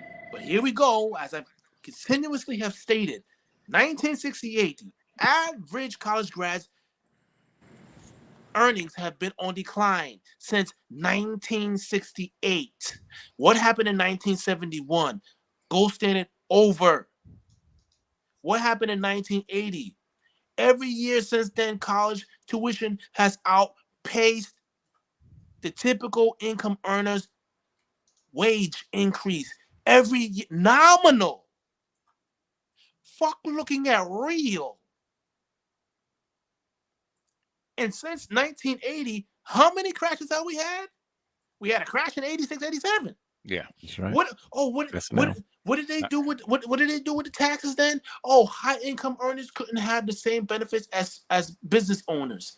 So your doctors, your lawyers, your engineers, all those type of people, they effectively became common folk per tax reason, unless you were making a whole lot of money and you were doing all this other extra shit. So we're talking 87. Then we're looking at 08. Forget about what happened in 99. Then we can go all the way to 08. Well, actually, a Glass Eagle, 99. Then we talk 08. Now we're talking 2020. This is why I keep on saying, you have to get, I'm sorry to tell y'all the truth, you have to get to, you have to. And if you look at the boards of some of these pension funds, to me, they're clowns. They can't read a financial statement. How the fuck? You don't even understand the bond market. Yeah. Let alone you can't read a financial statement. And people are allocating their future to these people. You're a whole different kind of special idiot. Because you can't even read the shit, and they can't read the shit. But y'all expecting to make it? Manifest it. I mean, Well, it is all jokes aside, all jokes aside, and this is a problem because the thing that I see, or this is just me rubbing my crystal ball here. I don't think it would take a rocket science to really figure this out, but this speaks to me as a deeply rooted structural issue that, like we've talked about before, spells doom for the nation. If we don't actually have any interest in solving this problem, we have been on this road and no one seems to have any answers or solutions to this problem collectively as a government and none of our institutions.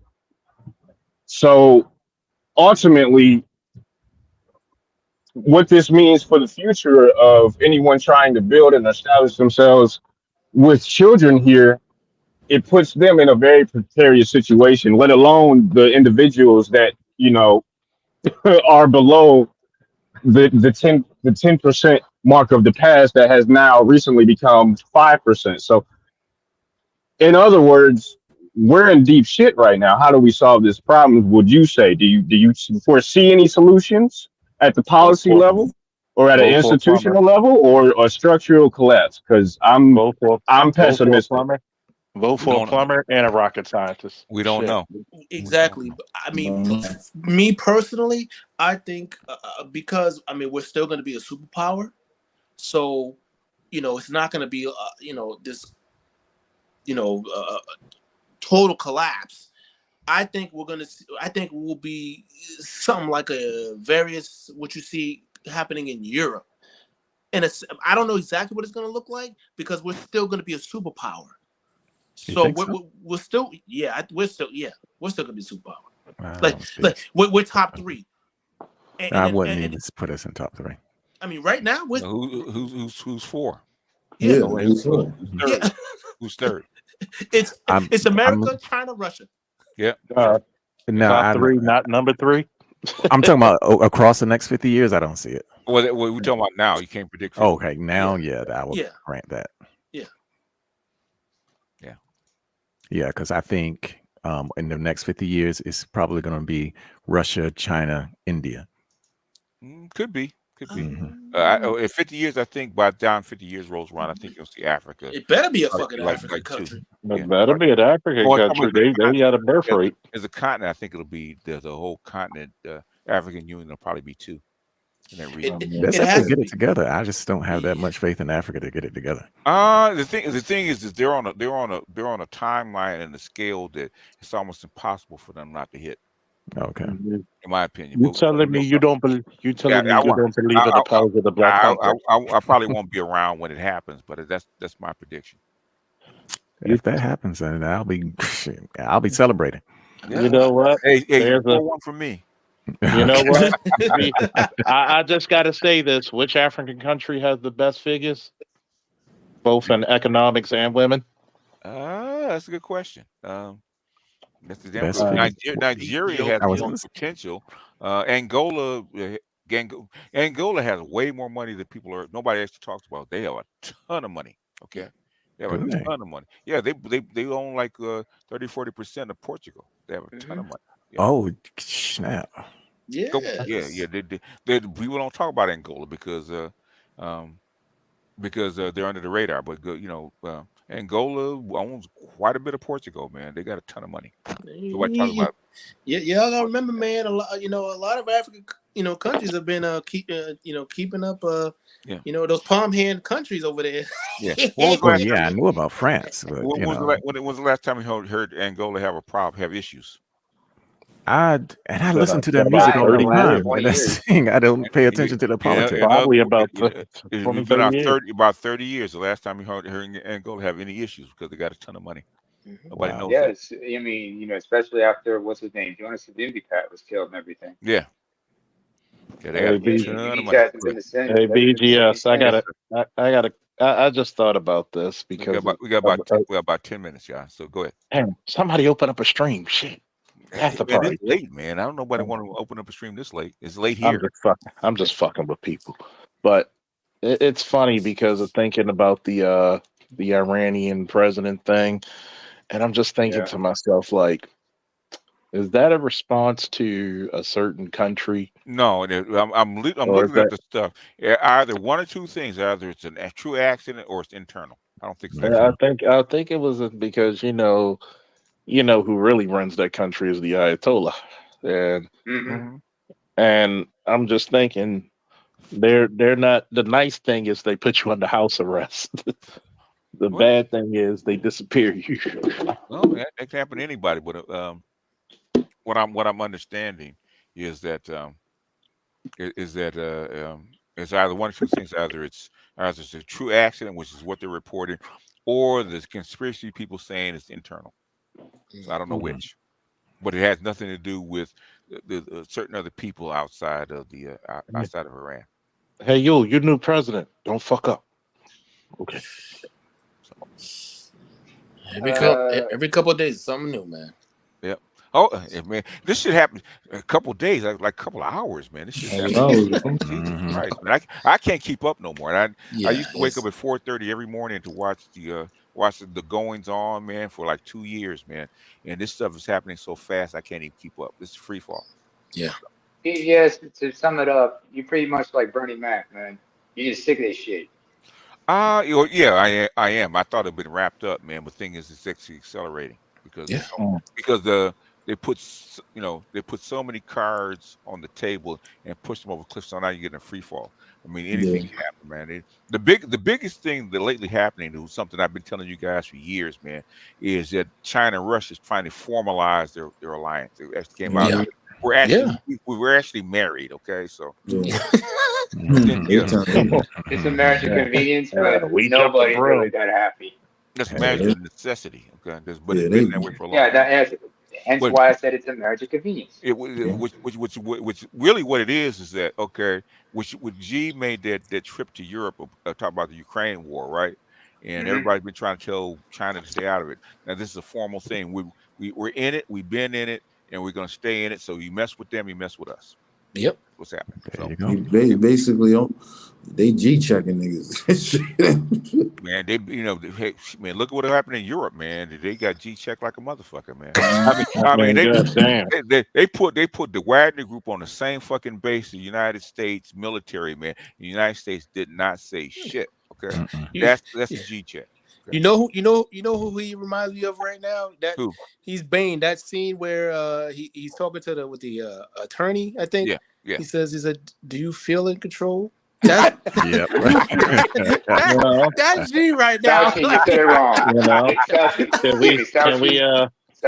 know, can we all rise for the new United National Anthem? DJ, please play Annie Up. Yeah. This is something, and Salchi, Salchi's my African man.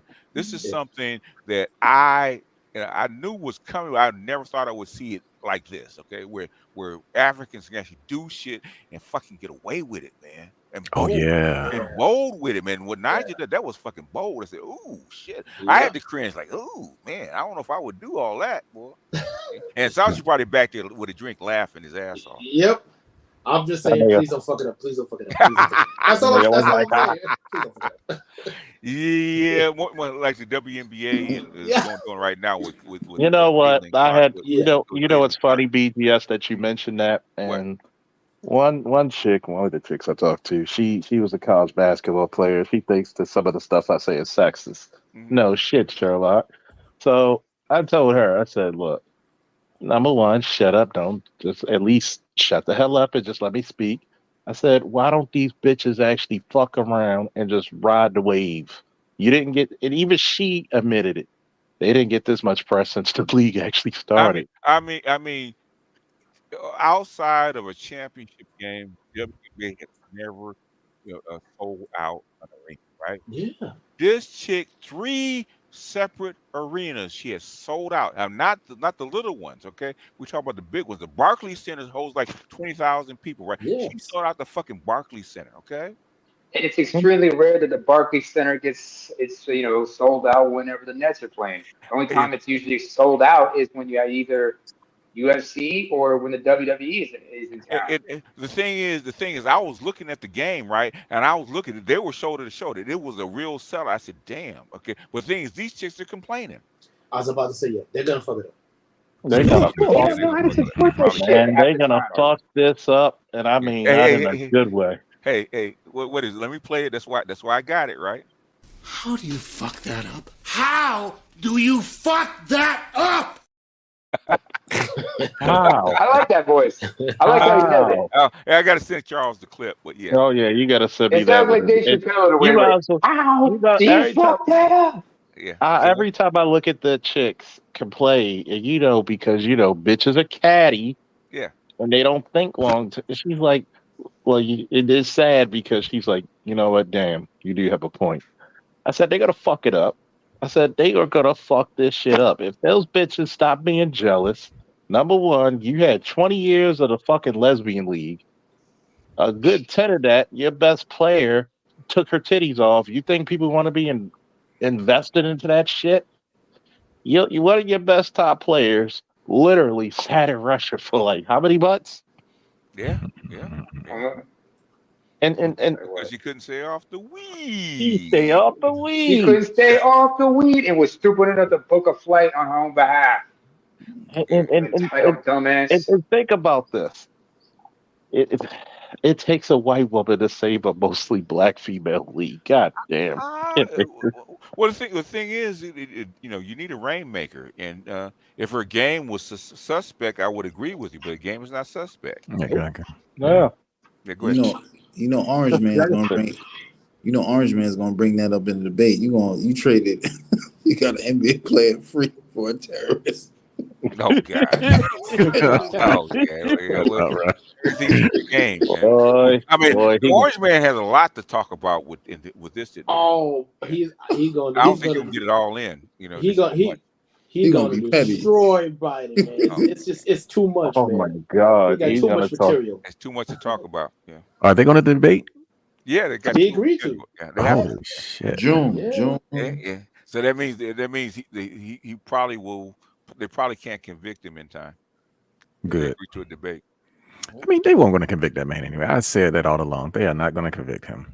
It's all political theater. The thing is, the stuff that they can get him on, everybody's connected to. That's like they're not fucking with that. That's why they have all this bullshit. Yeah. Anyway, I guess I got an idea. Go ahead, man. What you want to get out, because we only got like a few minutes. Who, me? Yes, you. You know, you had stuff that you want to get in before we actually leave. Oh, well, there's no need, because it's going to just rattle on about some nonsense. Okay.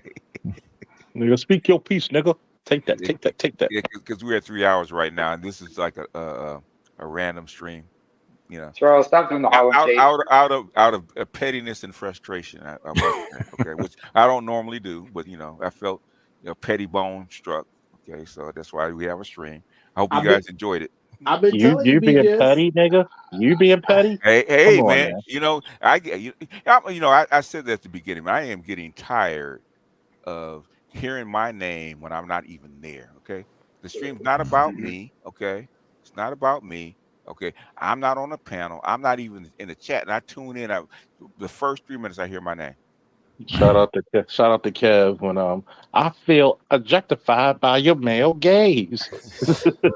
I'm not mentioning no names, you know, but it is. I'm just mentioning when he plays that. I'm just mentioning when he plays that part. That shit has me rolling every time he plays that shit. I feel objectified by your male gaze. And everybody thinks that I need another platform to be heard, and this is just my demonstration. I do not need your platform to be heard. Okay, it's the middle of the night. I got 20 people. Okay. Yeah. BGS, I just want to say one thing. Yes, sir. Like, you know, somebody said, hey, you want to say bye to the Cubs? Fuck them damn Cubs. Fuck the Cubs. Fuck them. I'm gonna do that, man. I'm give me a drawing of a grizzly bear, man, with a White Sox cap on his head, and said, "Fuck them Cubs." You know what? You know what? Somebody need to get a picture of Yogi Bear, and he giving Boo Boo the boot. Fuck them Cubs. You saw the one I put up, right? Oh yeah, well you put him in the trash. The trash can. God they want the bear. He's a baby daddy. Okay. No, fuck them kids. You know, bears basically are baby daddies. Hey. They said they're aggressive, they're strong, they're muscular, they're independent, they got a bad foul temper, and they don't take care of their cubs. Okay. Males. So that's the perfect man for a black woman, right? My Negro. If only I could have such virtues. Sometimes. I'm glad my father raised me to think like a leopard instead of a lion. When a black person can't deal with black women, you know it's bad, okay? Mm-hmm. I thought I could handle them bitches, but standing at 12 feet tall, 700 pounds. 1,500 pounds. 15, 20. You know, we're gonna have a I think I might do a drawing of a bear with a beard, you know, and a white beater, you know, and a gold chain. You know, his name gonna be Lakodiak. Make sure he's eating porridge. Nah. I got a better idea. Lakodiak. Lineman at Alabama State. Oh my God. No, fuck Alabama. Go to Auburn. Well, the reason why they feel safer with the bear is because the bear makes them look smaller. Oh, damn, you ain't shit for that one. And the winner at the Ain't Shit Award, it goes to damn 5 years consecutive. Drum roll. All right. All right, man. I just want to say y'all ain't shit, and God bless y'all for it. Good night. All right. Good evening. Your time now is 10:52. I'm Jeanette Reyes. We told you at 7:52. I don't want to hold you. We told you at 8:52. Don't let me keep you. This just into our newsroom. You are not obligated to go to your place of residence as your final destination, but it certainly cannot be here. Closing thoughts, folks. If you see me in the woods fighting a bear, help the bear, huh? Shit, help the bear. Give me the cigar. Dr. Thanks. Yeah, go ahead. Dr. Marifa, your device can't connect, so I can't get you up, okay? Maybe next time. Maybe next time. Email me, Dr. Marifa, I'll have you on. Go ahead. Thanks for having me up, man. It's been a good conversation with everyone as always, man. And keep doing what you do, and keep up the economics talk. I think that's an important piece for many Ladies people and to be gentlemen, aware of. it's been the Salchi Show, okay? No. No, no. Salty, I'm gonna need your number. I gotta link you up with some more folks in the DMV because they need to save their asses and shit. Hey, this info is vital to them. Me and Salchi got to link up, go to one of the cigar bars and just laugh at this shit. Oh man, and I'm gonna get a third phone number called 1-800-niggas. Okay. What do they say? Dying is easy, comedy is hard. Yeah. Yes, it is. Good job. True. Yes, it is. Very true. All right. Closing thoughts, folks. Go ahead, Charles. You got a closing thought? My closing thought is another good conversation. Fuck them whores. Even though I'm a fan of Darkwing Duck, and I think I'm gonna just watch Disney Plus and watch other episodes. I think that a lot of people need to really start developing their own personality. Thank you again, Salji, for giving everybody the grim truth about niggas are poor. You always will be poor. It ain't just niggas no more. And guess what? I'm actually happy with that. The world has just become one big nigga. Ghetto. It's one, yeah. True. One ghetto. The world is a ghetto. Yeah. Yeah, I can't. When you got fucking good times in fucking England and shit. When I was a young boy, growing up in the ghetto, hanging out on corners, singing with the fellas, looking for the cute chicks, trying to have my big fun. Oh, by the way, BGS. I do it all alone. That my game was strong, but you had to show me that I was wrong that time. So, okay. I ain't shit. Y'all ain't shit. We all ain't shit. And God bless us for it. Good night. I'll go BGS. Go ahead. Thank you again, brothers. Thank you all. Great conversation. As always, if you see a little ratchet with a red wig, glasses from the project, run, niggas, run. Run, Forrest, run.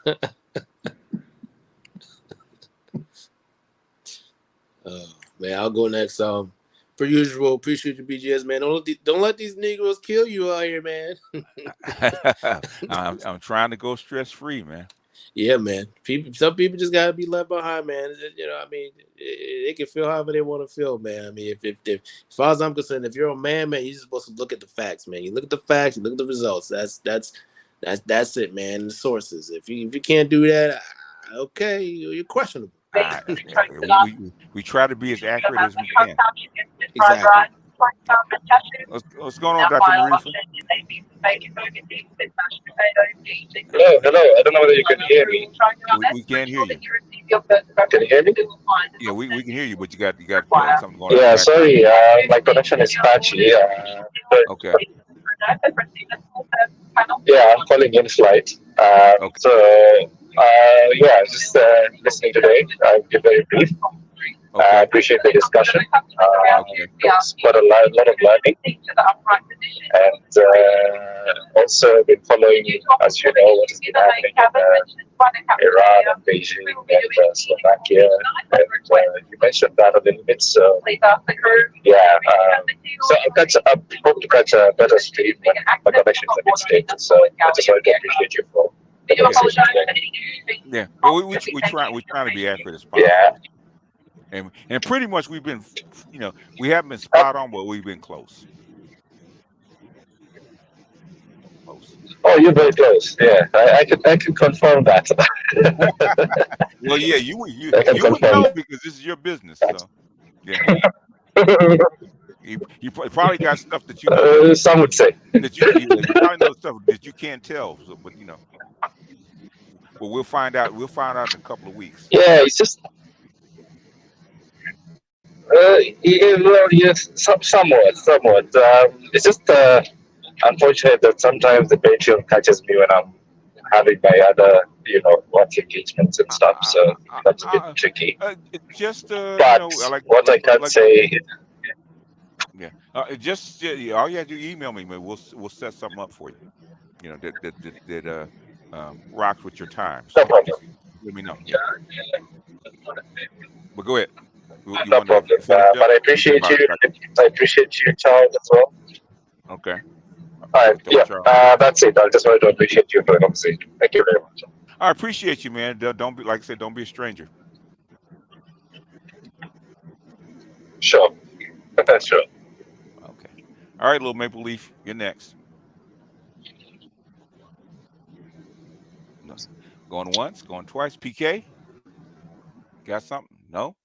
All right. No, just the same thing I said before, man. Good stream and whatnot, good economic talk, and you know, good talking with you as always. You know, Almost like the old hopefully, days. Almost like the old days. no, you know, we class all the time back then, but we always been good. We always been good. You know, I mean, hell, most of the time these days, you know, we always in alignment. To be honest with you, it's very few things me and you disagree on. Very Oh, few things. that was the case in the past too. So, yeah. Yep. Yep, very much so. So, I mean, if you got any haters today, man, just shrug them off. You know how it goes. It is what it is. Yeah. I don't have time for them anymore, so I'm gonna have to shrug them off, man. I gotta play my Jay-Z. Gotta dust my shoulders off, man. Yeah, let them go, man. They gonna say what they gonna say, man. You can't stop them. You know, these people. Some of these people are. I honestly believe some of these people may have. You know, they got a vendetta against you to some extent. And some of these other folks, man, I just think some of them are incapable of actually grasping some of these concepts, like you said. So you just gotta let them lie. It is what it is with them. As long as they aren't actively attacking you like in the past, you know what I'm getting at. You know, let them be.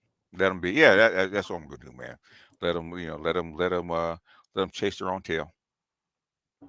Yes, indeed. But anyway, man, you stay up, man, and be well. I'll try, man. I'll try. Somebody's All right, I'll busy getting talk their at you dusty soon, shoulders. as always. All right, man. Keep them rolling. All right, later. All right, Maple Leaf, you got anything before we go, or no? Okay, he must be asleep. All right, folks. Dusty's gonna take us out.